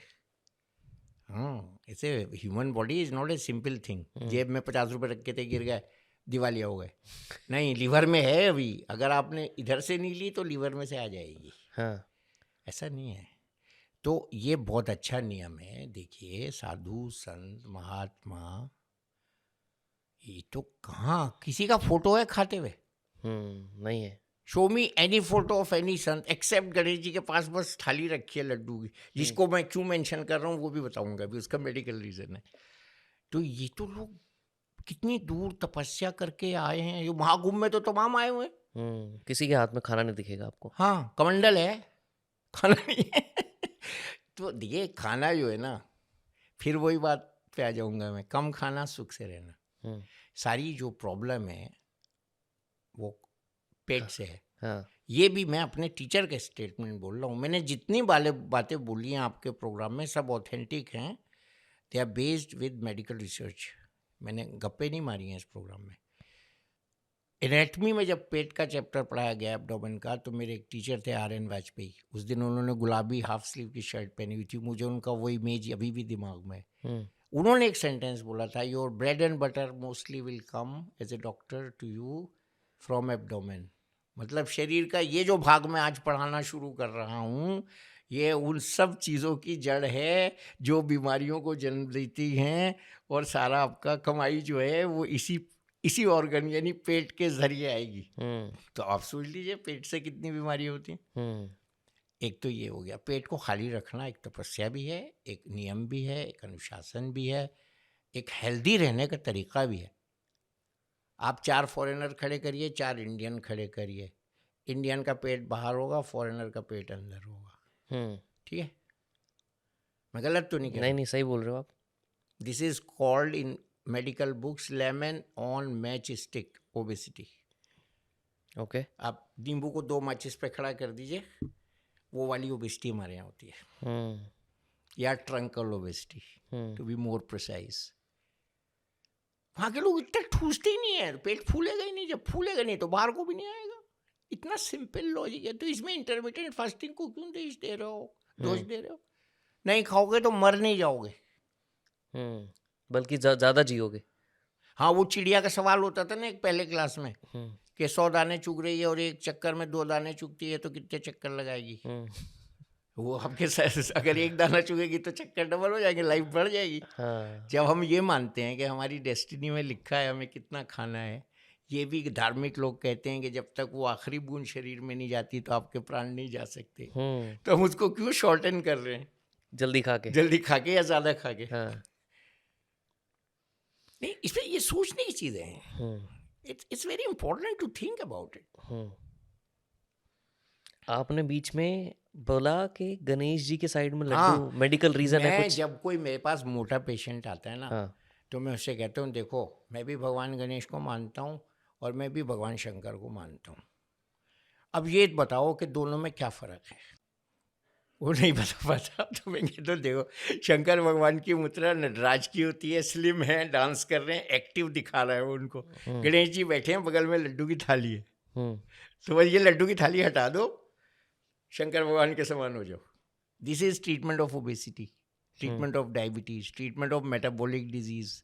ये जो मेरा स्टेटमेंट है ना, this is treatment of heart diseases, this is treatment of hypertension, this is treatment of stroke. कि आप शंकर जी वाली मुद्रा में आ जाइए, means be active, remain active, remove your tone, healthy हो जाओ। राइट। एक आपने बीच में बोला कि फॉरेनर्स को खड़े कर दो और इंडियंस को खड़े कर दो, इंडियन की सबकी तोन दिखेगी। I also agree with that. मेरा हमेशा से लेकिन ये सवाल रहता है कि जब भी हम फॉरेनर्स को देखते हैं, मोस्टली एटलीस्ट मूवीज में तो ऐसे ही पोर्ट्रे किया जाता है, that they are most of the time सुबह शुरू करते हैं और रात तक हल्का हल्का अल्कोहल कंजम्पशन या बियर पी रहे होते हैं। मतलब it's very normal in their culture to drink alcohol.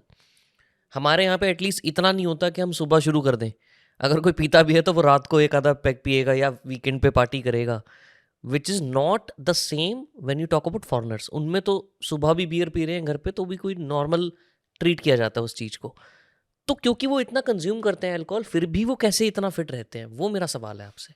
नहीं, ये अल्कोहल में बहुत सी चीज़ें हैं। अल्कोहल, सबसे पहले तो मैंने ये कह दिया ना, हमारे पेट में अल्कोहल बनाने की मशीन है ऑलरेडी, गॉड हैज गिवन। ठीक, तो बाहर से लेने की ज़रूरत ख़त्म कर दी मैंने। करेक्ट। अगर वो लेते हैं तो वो उसको फिर उसके साथ जस्टिस करते हैं उन चीज़ों को लेके, जैसे कि हाई कैलोरी स्नैक्स हैं, वो नहीं खाते। वो नहीं, वो खाते हैं उसको बैलेंस करने के लिए। अच्छा। अगर आप अल्कोहल खाली लेंगे तो आप मेल न्यूट्रिशन में चले जाएंगे। और दूसरा वही वाली बात है कि वो आपको धोखा भी देते हैं। दारू कम होती है, उसमें स्पिरिट, पानी, अल्कोहल, उसके साथ सोडा ज़्यादा होता है। वो उतना अल्कोहल होता नहीं है जितना दिखता है। और तीसरा ये अल्कोहल की क्वालिटी पे भी, इस पे डिपेंड करता है। हम यहाँ बिल्कुल जो बात करते हैं, देखिए मेरी एक गुरु थी हार्ट की, डॉक्टर पद्मावती, और अभी अभी थोड़े दिन पहले डॉक्टर त्रेहान और डॉक्टर सरीन का एक बहुत बड़े टीवी चैनल पे इंटरव्यू का एक सेगमेंट वायरल हुआ है। डॉक्टर त्रेहान ने कहा 2 peg of red wine is permissible daily, 5 days a week, 3 to 5 days a week। और ये उनका स्टेटमेंट मैं कोट कर रहा हूँ, मैं नहीं कह रहा हूँ। और डॉक्टर पद्मावती भी इसकी इजाज़त देती थी अपनी टॉक्स में। बहुत सबसे पहली हिंदुस्तान की सबसे बड़ी हार्ट की डॉक्टर, हमारी सबकी गुरु, वो भी यही, red wine is permissible and with moderation, उनका स्टेटमेंट होता था। Means not every day. उसी प्रोग्राम में डॉक्टर सरीन उनसे एग्री नहीं कर रहे थे। वो ये कह रहे थे कि एब्सोल्यूट नो टू अल्कोहल। क्योंकि मैं फिर वही बात करता हूँ ना, देखिए मैं अनुशासन वाली बात आ जाती है, इन चीज़ों में अनुशासन बहुत ज़रूरी। अब हमारी वाइफ या आपकी मेड दाल में नमक ज़रूरत से ज़्यादा डाल दे तो क्या होगा उस दाल का? कोई नहीं खाएगा। फेंक दी जाएगी। वही है, अब हम अपने यहाँ ज़्यादा अल्कोहल उंडेल लें तो क्या होगा? शरीर उसको फेंकेगा। फेंकेगा या उससे प्रभावित हो जाएगा। हम्म, तो ये these are fine lines hmm, which is not good for discussion, but better is to save your body from anything which is not good. मैंने तो बड़ा आसान तरीका दे दिया इस प्रोग्राम में आपके हम्म, कि सबके पेट में अल्कोहल बनता है, देख लो किताब में खोल के। कार्बोहाइड्रेट की एंड प्रोडक्ट, ग्लूकोज की एंड प्रोडक्ट C2H5 अल्कोहल होती है विद हाइड्रोक्लोरिक एसिड। इक्वेशन है correct. C6H12O6 plus HCl is C2H5OH plus H2O. It is scientific statement. मैं मजाक नहीं कर रहा हूँ, जी। लग रहा है मैं मजाक कर रहा नहीं हूँ, नहीं। लेकिन इसके पीछे मेरी बरसों की तपस्या और बरसों का जागना और बरसों का तजर्बा छुपा हुआ है। मैंने कई घरों को बर्बाद होते देखा है अल्कोहल की वजह से। एक हमारा पेशेंट था, मैं नया नया दिल्ली आया था, वो जब राउंड लेने जाता था जीबी पंत हॉस्पिटल में कमरे में नहीं होता, थोड़ी देर बाद आ जाता था। कहाँ गए थे? कबूतरों को डालना डालने गया था। बहुत बड़े शीरे के व्यापारी थे, उनका बेटा था वो, इकलौता बेटा था। मैं यंग था तो मैंने इनक्विजिटिव था, मैंने पता लगाया इसका। एक दिन नौकर आया, कहाँ जाते हैं? क्या वो कबूतरों को दाना डालने के बहाने से वहाँ जाते हैं दिल्ली गेट पे, वहाँ इनका दूसरा नौकर दारू की बोतल पव्वा ले आता है, पी के आ जाते हैं। और ये हॉस्पिटल में एडमिट है बंदा? एडमिट पेशेंट जी। तो अल्कोहल की कहानी बड़ी निराली है। ऐसे जो है अल्कोहल हो, जुआ हो, सट्टा हो, स्मैक हो, इसके लिए आदमी कुछ भी बेच देता है, कुछ भी कुर्बानी दे देता है। बहुत बुरा हाल है ये तो। गड़बड़ है। And I saw that family being ruined. The son died before father and I can not forget the tear in his father's eye. I agree. तो ये वही है जो तलब और अनुशासन के बीच में एक छोटी सी बारीक रेखा है ना, वो रेखा किसी को नहीं दिखती है, और वो दिखती जब है जब लीवर ट्रांसप्लांट की नौबत आ जाती है। इसलिए डॉक्टर सरीन का जवाब नो था। ये डॉक्टर त्यान दिल की मरम्मत कर देते, उनका जवाब यस था। ठीक है, दोनों का जवाब ठीक है। बट क्योंकि लिमिट नहीं पता ना लोगों को, तो इसीलिए डॉक्टर त्रेहान ने कहा कि नहीं मत ही करो, क्योंकि तुम लोग रुक नहीं पाओगे। सरीन ने, हाँ सॉरी, हाँ। तो ये ऐसी चीज़ें हैं ना, these are very individual and personal thing. आज लोगों के पास खाने को पैसे नहीं है, दारू की तो बात ही मत करिए। आपको एक अच्छा आहार मिल जाए, दिन में एक टाइम की रोटी अच्छी मिल जाए, एक टाइम का साफ सुथरा खाना मिल जाए, बहुत है। किसी को मान लो सर हार्ट अटैक हो रहा है, हमें दिख रहा है कि उस बंदे को हार्ट अटैक हो रहा है, पहला तो मुझे ये समझना है, काफ़ी लोग कंफ्यूज होते हैं कि हार्ट अटैक है या कुछ और है, गैस का अटैक है, जो काफ़ी कंफ्यूजन होती है। हमें कैसे पता लगेगा कि ये हार्ट अटैक है वर्सेस समथिंग एल्स? आप बहुत अच्छी रिसर्च करके आए।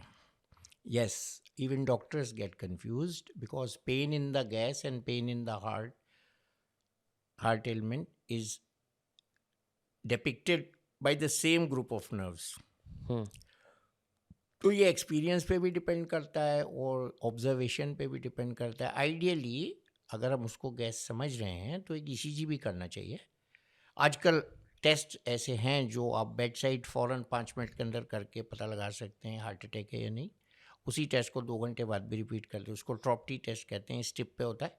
जैसे प्रेगनेंसी टेस्ट का ऐड देखते हैं आप, उसी टाइप से ब्लड डालते हैं स्ट्रिप पे, हेपेरानाइज्ड, और वो हो जाता है। 1 लाइन आई तो हार्ट अटैक नहीं है, 2 लाइन आई तो हार्ट अटैक। अच्छा, मतलब वेरी सिंपल, एक ब्लड का ड्रॉप लेके। बट हाँ ये बत्ती जलनी चाहिए ना डॉक्टर की, या कुछ और भी हो सकता है। वो होता ये है कि गैस का इंजेक्शन लगाया, बोला बाटा टाटा बाय बाय, आप ठीक हो गए, जाइए घर, रात को 2 बजे ऊपर चले गए। ये बहुत होता है सर, आपका सवाल बिल्कुल जायज़ है। हमसे गलतियां हुई हैं, गलतियां डॉक्टर से हुई हैं ऐसी कि हमने उसको गैस समझा और पेशेंट को हार्ट का दर्द था, और बाद में वो हार्ट अटैक निकला, और फिर इलाज हुआ तो बहुत अच्छा हुआ, और नहीं हुआ तो। बट आम इंसान नहीं पता कर सकता। हाँ, आम इंसान पता कर सकता है। अगर एक आदमी इधर लेटा है जो स्मोकर है, एक आदमी जो इधर लेटा है वो मोटा है, ओबीज है, डायबिटिक है, हम्म ब्लड प्रेशर का पेशेंट है, इधर दुबला पतला लेटा है जो ओबीज भी नहीं है, डायबिटिक भी नहीं है, उसको लाइकली 90% गैस का होगा और इसको लाइकली 90% हार्ट का होगा। एक तो ये है। दूसरा ये है कि उसमें पसीना आएगा हार्ट वाले दर्द में, अच्छा। पसीना दोनों में आ सकता है। It's a very confusing science. हम्म उसको 3-4 दिन पहले से थकान होगी, इसमें गैस की हिस्ट्री मिलेगी, कुछ खाया है, चाट खाई है, पकौड़ी खाई है, बाहर का खाना खाया है, बगैर चबा के खाना खाया है, हम्म अनयूजुअल कुछ खाया है, दावत में गया है। वो हार्ट वाला पेशेंट को यूजुअली मिडनाइट के बाद होता है, 3 बजे होता है, जब एड्रेनलिन ज़्यादा सिक्रीट होता है। ये दिन में होगा। मैंने अभी बताया ना, मेरे बहुत से हार्ट के पेशेंट्स के फ़ोन 3 आते हैं बजे दिन में 11 3 बजे। बजे, रात को 11 बजे आसपास। तो ये ऐसे टाइम पे होगा गैस का।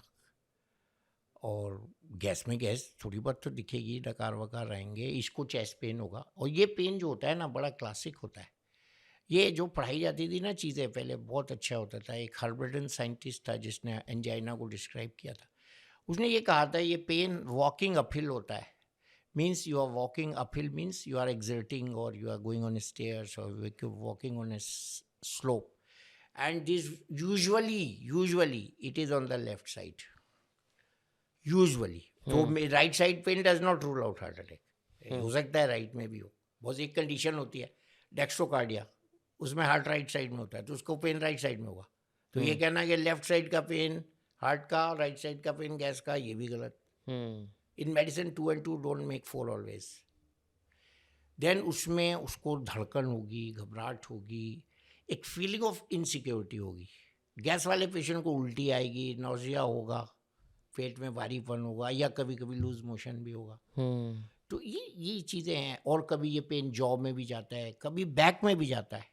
तो ये जो क्लासिक डिस्क्रिप्शन है, कहीं ना कहीं ये फिट हो जाएगा अगर हम उसकी अच्छे से हिस्ट्री लेंगे। भैया दर्द बताओ कैसा है। और क्या एंग्जाइटी अटैक और हार्ट अटैक में भी थोड़ी कॉमनैलिटीज हैं? एंग्जाइटी अटैक तो साहब कई तरह का होता है। एंग्जाइटी अटैक तो अलग अलग तरह का होता है। उसमें कुछ भी बिज़ायर प्रेजेंटेशन हो सकता है, बेहोश भी हो सकता है आदमी, खड़े खड़े गिर भी सकता है, पसीना भी आ सकता है, फेंट भी हो सकता है, बीपी भी फॉल कर सकता है, पल्स गायब हो सकती है। तो काम डाउन कैसे करे कोई इंसान अपने आप को? सबसे पहले डॉक्टर को काम डाउन होना पड़ेगा। He has to be very confident what he is dealing with. Let's say I am getting an anxiety attack. I don't have a doctor present right now with me. I will How do I calm not do myself? anything. I'll just observe you. Okay. It will pass off. Then first thing is to try to find out the cause. एक साहब का बेटा 90 में fail हो गया, बड़े डरता डरता घर आया, इमेजिनिंग एंग्जाइटी। अब बड़ी मुश्किल से बाप को आके बताया मैं फेल हो गया। बाप ने झप्पी पाली, आज पता लगा तू मेरा बेटा है, मैं भी 90 में फेल हुआ था। तो इस टाइप की एंग्जाइटी का तो ट्रीटमेंट कुछ और है ना। आजकल एंग्जाइटी क्या है, उसके बाल लंबे हैं, मेरे बाल छोटे हैं, वो फेयर कलर्ड है, मैं डार्क कलर्ड हूँ, मेरे पिंपल्स हैं, उसके पिंपल्स नहीं हैं, उसका बॉयफ्रेंड उसको रोज़ मूवी दिखाने ले जाता है, मेरा नहीं ले जाता है, मेरे नंबर एग्ज़ाम में कम आ गए, मुझे शॉपिंग के लिए मम्मी पैसे नहीं दे रही, मुझे S20 का मोबाइल फ़ोन चाहिए। हाँ। आजकल एंग्जाइटी के कारण ये हो गए, बहुत तुच्छ कारण हो गए। हाँ, जो कि हम धैर्य से, संयम से मैनेज कर सकते। अब एक आदमी के 5 बच्चे हैं, वो 5 मोबाइल फ़ोन कैसे एफोर्ड करे? तो ये यहाँ से थोड़ा सा तो कुछ स्क्रू टाइट करना पड़ेगा ना बच्चों को भी। बट चलो मान लेते हैं हो रहा है, मुझे सुसाइड कर रहे हैं बच्चे, बड़ा वाला मोबाइल फोन नहीं मिला, सुसाइड कर ली, हो रहा है।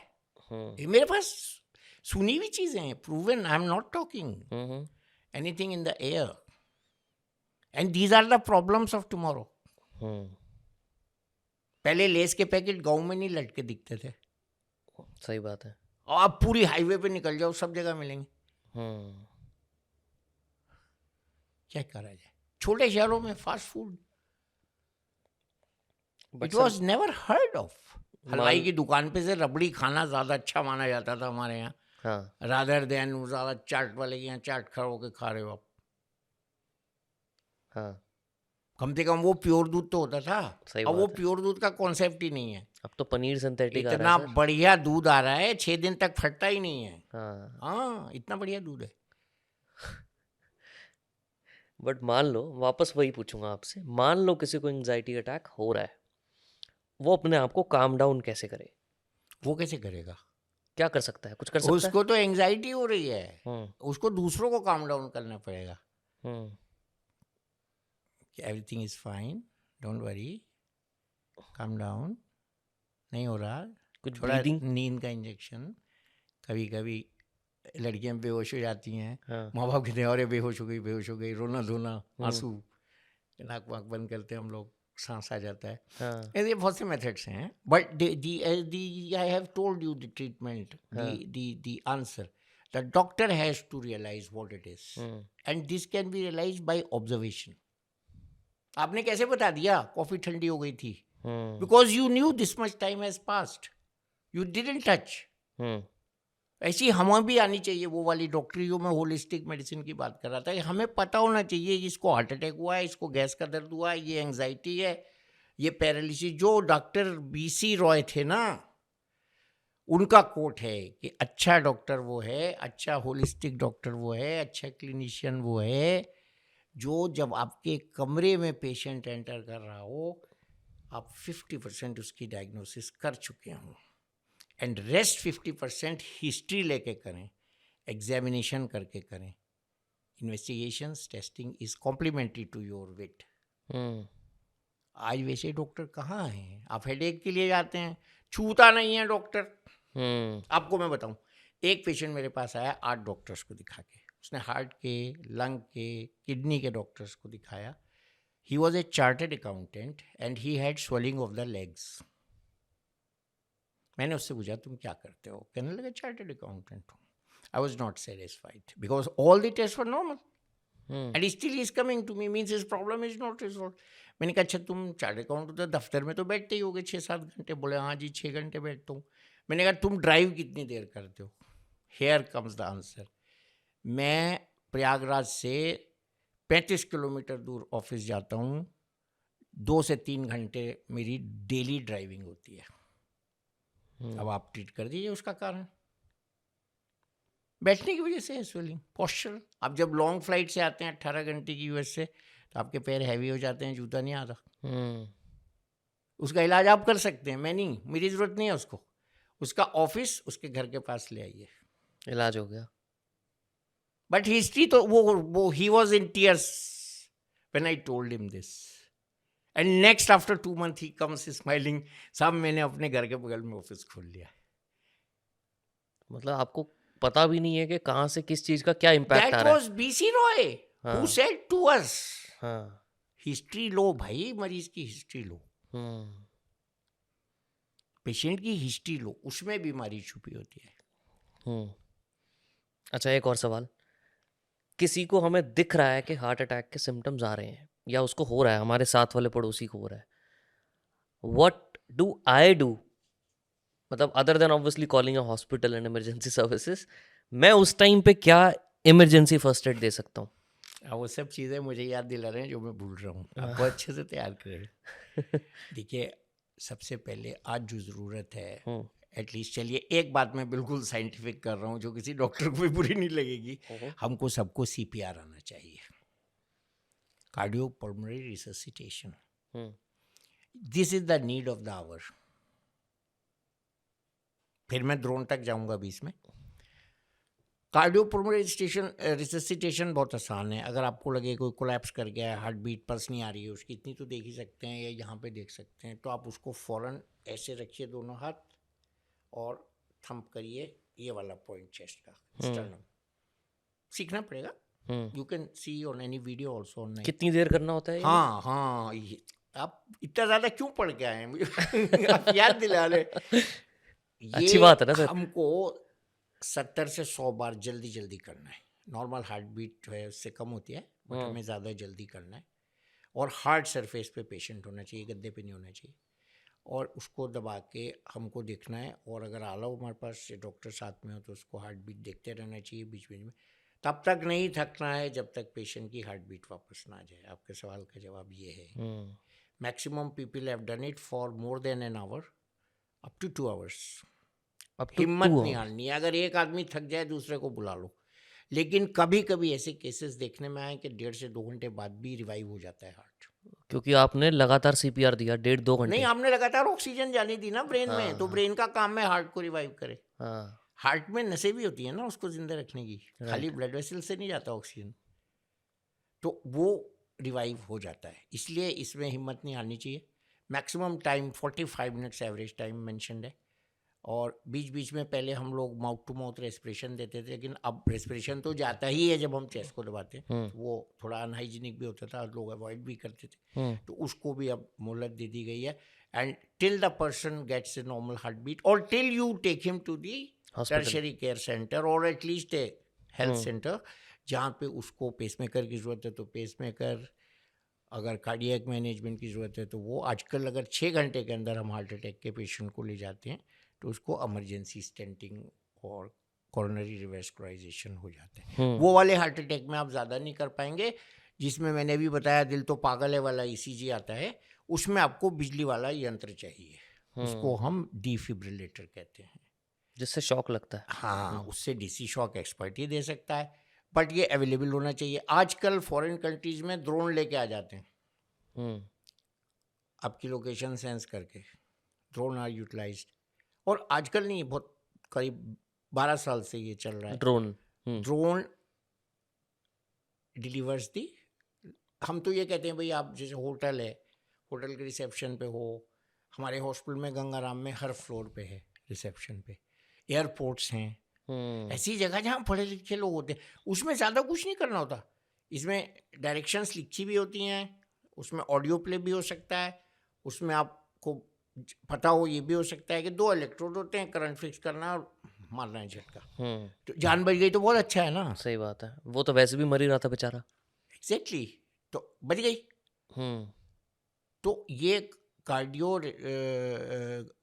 कार्डियक डिफिब्रिलेटर जो हैं, ये this will be the toy of tomorrow. After 20 years CPR से ज्यादा इफेक्टिव होते हैं। नहीं, सीपीआर में तो आप मैकेनिकली हार्ट को दबा रहे हो। हाँ।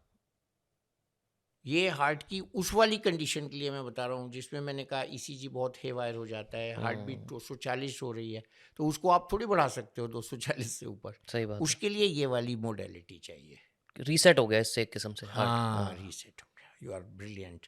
तो ये Thank बहुत you, sir. ज़रूरी है, ये बहुत ज़रूरी है, और ये नीड ऑफ द आवर है। शायद मैं लिख के लाया था लास्ट पेज पे, हाँ। वो पेज गाड़ी में ही रह गया, उसमें यही है लास्ट पेज पे कि it should be quickly attended and with in 3 minutes अगर आप उसको हार्ट को जो अरेस्ट वाला है रिवाइव कर लेते हैं तो पेशेंट को ब्रेन में डैमेज नहीं होता है। 3 to 7 मिनट्स तक झेल जाता है ब्रेन। उसके बाद अगर आपने करा तो नहीं हो पाएगा कुछ। आपने ना अरेस्ट वर्ड यूज किया, हार्ट अटैक, हार्ट फेलियर और कार्डियक अरेस्ट, तीनों में डिफरेंस है? वो अरेस्ट तो वो हो गया ना जिसमें या तो हार्ट बीट बहुत ज़्यादा हो गई, या जो वो फिल्मों में दिखाते हैं फ्लैट स्ट्रेट लाइन। लाइन आ रही है, ऐसा होता नहीं है। तो वो वाला ज़्यादा होता है। जब हम मेडिकली बात करते हैं कार्डियक अरेस्ट की, तो जो मैंने बताया था ना, electrical, ventricular tachycardia, ventricular fibrillation, ये 2 एरिथमियाज हैं मेन, ये अरेस्ट कहलाता है। ठीक है। स्ट्रेट लाइन आने का मतलब तो ये है कि भाई कुछ नहीं आ रहा है ईसीजी में, नो इलेक्ट्रिकल एक्टिविटी, वो ये तो हो गया cardiac arrest. So cardiac arrest does not mean stoppage of the heart. 240 rate also covered under that definition. Right. Heart attack is one जिसमें हार्ट के पतनाले में गेंद फंस गई, अच्छा, क्लॉट फंस गया हार्ट की आर्टरी में, ब्लॉकेज हो गया, ब्लॉकेज हो गया, हार्ट का एक area of the muscle dead हो गया, पूरा हार्ट नहीं डेड हुआ, क्योंकि nature has given 3 territories, 3 arteries, एक में ही होगा मेजर में। फिर उसको इसमें दिखा सकते हैं आप? हाँ, ये इसमें ये बहुत अच्छा मॉडल नहीं है, बट इसमें है राइट और लेफ्ट आर्टरीज दिख रही हैं, जो नीली हैं वो वेन्स हैं, लाल आर्टरीज हैं। तो ये जो मेन आर्टरी है इसकी ब्रांचेज होती हैं, और ये आगे चल के बहुत फाइन ब्रांचेज हो जाती हैं। तो इसमें जहाँ अटैक हुआ तो ब्लॉकेज से 70, 80, 90% कभी कभी से ज़्यादा भी, तो इतना हिस्सा डैमेज हो गया हार्ट का, हम्म तो उसको रिवाइव करने के लिए हम पहले इसको ब्लॉकेज को क्वांटिफाई करेंगे, एंजियोग्राफी करेंगे, हम्म सबसे पहले ईसीजी करके देखेंगे, करेक्ट वो वाला ट्रॉप्टी टेस्ट करेंगे, एंजाइम करेंगे। अगर इतना भी टाइम नहीं है तो हम व्हील कर देते हैं पेशेंट को कैथ लैब में। हम्म वहाँ पे गोल्ड स्टैंडर्ड जो टेस्ट है वो है एंजियोग्राफी। ओके फिर उसके मेथड्स हैं, मैंने आपको भी बताया कि स्टेंटिंग होती है, डायलेट करते हैं आर्टरी को, और अभी जो बैलूनिंग आई है नई, जो ड्रग हम्म कोटेड बैलून्स आए हैं, वो कर सकते हैं हम्म और जान बच जाती है। ओके या अगर ऐसी जगह एंजियोग्राफी में लीजन मिलता है जिसमें कुछ हमारी डिस्प्यूटेड आर्टरीज हैं, हम्म उसमें हमको कंडीशन ये होती है कि हम cardiologist should sacrifice his bread and butter and give it to cardiac surgeon, do it. उसमें बाईपास करना पड़ता है। मुझे ये पूछना सर आपसे कि इतने सारे स्मार्ट वॉचेस आ चुके हैं या रिंग्स आ चुकी हैं जिससे आप सब कुछ मॉनिटर कर रहे होते हो, क्या डेली बेसिस पे मुझे अपनी हार्ट हेल्थ को मॉनिटर करना चाहिए? क्या उसमें पैरामीटर हैं जो हम देखें जिससे हमें साइन मिलता रहता है कि यार मेरा हार्ट सही चल रहा है? जैसे एग्जाम्पल, VO2 मैक्स एक चीज़ है, RH एक चीज़ है, हार्ट रेट वेरिएबिलिटी एक चीज़ है. There are 3-4 these technical terms which are always displayed in a smartwatch या ring. What do you look देखिए, at it? इनमें this is actually future of tomorrow Hmm. And these are very good gadgets. मैं इसके बिल्कुल खिलाफ नहीं बोलूँगा, क्योंकि दीज, अगर एक आदमी को भी पता लग जाए कि उसके हार्ट में रेगुलर बीटिंग आ रही है और वो डॉक्टर के पास चला जाए और उसका एरिथमिया ट्रीट हो जाए, तो उसकी तो जान बच गई 1200 रुपये या 5000 रुपये या 20,000 रुपये की घड़ी से। Hmm. अभी मैं एक बहुत बड़ी पार्टी में था 2 साल पहले, वहाँ सारे सीनियर IAS ऑफिसर थे। Hmm. एक साहब कोलैप्स कर गए, कुछ नहीं था, फेंट हो गए थे, बट एक साहब के पास वो थी स्मार्ट वॉच, तो उन्होंने जल्दी से उनका ECG कर लिया। Oh. तो सारी पार्टी में ये मैसेज चला गया ना कि भैया ECG ठीक है, बाबूजी को कुछ नहीं हुआ। नहीं तो वो इतनी बड़ी जगह थे, इतने बड़े आदमी के यहाँ थे, वो हेलीकॉप्टर मंगवा देता उनको बड़े अस्पताल में भेजने के लिए। Hmm. तो this is a gadget which can also save life, which can give you an alarm at the right time, but 24 घंटे उसको लेके बैठा रहना, Hmm. This is wrong, number one. Number two, there are some apps which can be connected to these gadgets and which can monitor remotely in a bigger machine your rhythm disorder, like a Holter monitor we fix in arrhythmias. So this can be worn, that can be detected, and that can be recorded. So that kind of thing we are going to develop in future. Hmm. And number three, any gadget should not be accepted, Hmm. or any brand should not be said that this is superior, this is inferior. The brand which you can afford and the values which you can see. Heart rate variability is, heart rate is never same. Hmm. It's always variable. When you sleep, when you run, when you have sex, when you stare, when you do anger, when you cycle, when you climb the stairs. Hmm. So this is a common thing. When it does not become variable, is a heart block. Hmm. It will remain 40. So that is also to be caught. The variability is a good thing. Variability is normal. When it becomes fixed, this is like your heart is not sensing the occasion. Hmm. And then resting heart rate, usually people have resting heart rate 70 to 80. If suddenly you have very heart rate all the time during the day, the doctor should look for thyroid disorder, doctor should look for anemia, doctor should look for any neurological disorder causing tachycardia. There are thousands of causes of heartbeat increase. Ideally, lower is better, resting heart rate. या lower is in athletes normal, which अब मेरे पास कुछ लोग आते हैं, साहब मेरा तो हार्ट बीट 60 चल रहा है, डॉक्टर साहब कह रहे हैं बहुत कम है तुम्हारा हार्ट बीट। मैंने कहा तुम क्या करते थे बचपन में? गले में तो पहलवान था। मैंने कहा तेरी तो 40 भी नॉर्मल है भाई। तो ऐसा क्योंकि उनका ब्लड, हार्ट से जो वही ब्लड है, वाली, heart is more pumping. Used to exercise, it has become stronger. हाथी का हार्ट जो है दिन में 1 मिनट में 40 बार नहीं धड़कता, Hmm. 8-10 बार धड़कता है। व्हेल का 4 बार धड़कता है। और चूहे का 140 पर रखते हैं। हम्म छोटे बच्चे की हार्ट बीट 120 होती है, एडल्ट की 72 एवरेज होती है। तो ये वेरिएबल्स है। हम्म देखिए मेडिसिन में मैंने अभी कहा ना 2 and 2 नेवर मेक 4। हम्म लंबी हो गई हमारी बातचीत, हम्म। शायद हमको विराम देना चाहिए। नहीं सर, बहुत मज़ा आया मुझे तो। बहुत सारी अच्छी अच्छी चीज़ें सीखने को मिली हैं आपसे। अभी तो मेरे को लगता है मैं बहुत कुछ और पूछ सकता हूँ, बट ठीक हम्म है फिर भी। नहीं, दिखाना तो उतनी देर चाहिए ना जितनी देर तक लोग देख सकें। हाँ बिल्कुल। एक पिक्चर जो बहुत लंबी होती है वो हिट नहीं होती कभी। चलो आपको लास्ट याद सवाल। होगा एक ला राज कपूर जी की पिक्चर आई थी, 2 भागों में थी, हाँ वो हिट बिल्कुल। नहीं हुई थी, हाँ, लेकिन उसका थीम बहुत अच्छा था। थीम बहुत अच्छा था बिल्कुल। चलो आप लास्ट बस ये बता दो, प्रेसिडेंट के साथ आप ऑफिशियली उनके फिजिशियन रह चुके हैं, डॉक्टर रह चुके हैं, कैसा एक्सपीरियंस रहता है एक प्रेसिडेंट का डॉक्टर होना? बिल्कुल ऐसा ही जिस इस माइक का है, ये एक बार भी बंद नहीं हुआ। हाँ it has to be zero error job. हाँ। अगर रात को 3 बजे बुला रहे हैं तो जाना पड़ेगा। अगर if the president needs you at the midnight, you have to go तो रन। तो आपने उनका स्ट्रेस तो कम कर दिया, खुद का स्ट्रेस बढ़ा लिया। तो मत करो नौकरी उनकी, सिंपल। नहीं, ऐसा नहीं होता। हाँ। They know, they are wiser than us, they are more experience than us, they are more learned than us, they are more healthier than us. Because अभी इनकी तीनों की कॉमन प्रॉपर्टी आप पूछोगे ना सबसे अच्छी क्या बात थी, मैं यही कहूँगा कम खाते थे तीनों। तीनों प्रेसिडेंट्स। बट लाइफस्टाइल कैसे मेंटेन करते हैं, इतना ट्रैवल है जब दिल्ली सो रही होती थी तो प्रणब मुखर्जी वॉक कर रहे होते थे मुगल गार्डन में। हाँ। उनकी दिनचर्या जब शुरू होती थी उससे पहले वो 1 घंटा वॉक करके आ जाते थे ऊपर। बट सर स्लीप, तो हम ट्रैवल। उठाते थे उनको जाके अच्छा। 5 बजे गर्मियों में और 6 बजे जाड़ों में। कि चलिए वॉक का टाइम हो गया। तो वो चाहे रात को 2 बजे सोते थे तो भी उठ के जाते थे। That was the commitment to the life and health. ये नहीं था मुझे, मैं राष्ट्रपति हूँ मुझे फुर्सत नहीं है वॉक करने की। यही तो हम चाहते हैं ना लोगों में, वो आमतौर पे why they became big man, because they had Sanyam in their life. They have moderation in everything. They have eaten less. They have lived longer. अब ये सोचते हैं राष्ट्रपति के बैंक्वेट में इतने व्यंजन होते हैं, सारे खा जाते हैं राष्ट्रपति। बल्कि सबसे कम बहुत वही कम खाते हैं। खाते। हाँ, तो वो मतलब यही तो है ना, आपकी जो संयम इज ए बिग वर्ड ना लाइफ में। Discipline, patience, right. जैसे आप में संयम है, इतनी देर से मेरी बकवास सुन रहे हो। अरे नहीं सर, इतनी मजेदार बातें कर रहे हैं आप सर, इतने हम्बल हैं आप, आपने इतने एक भी काइंड है। ब्रेक नहीं लिया।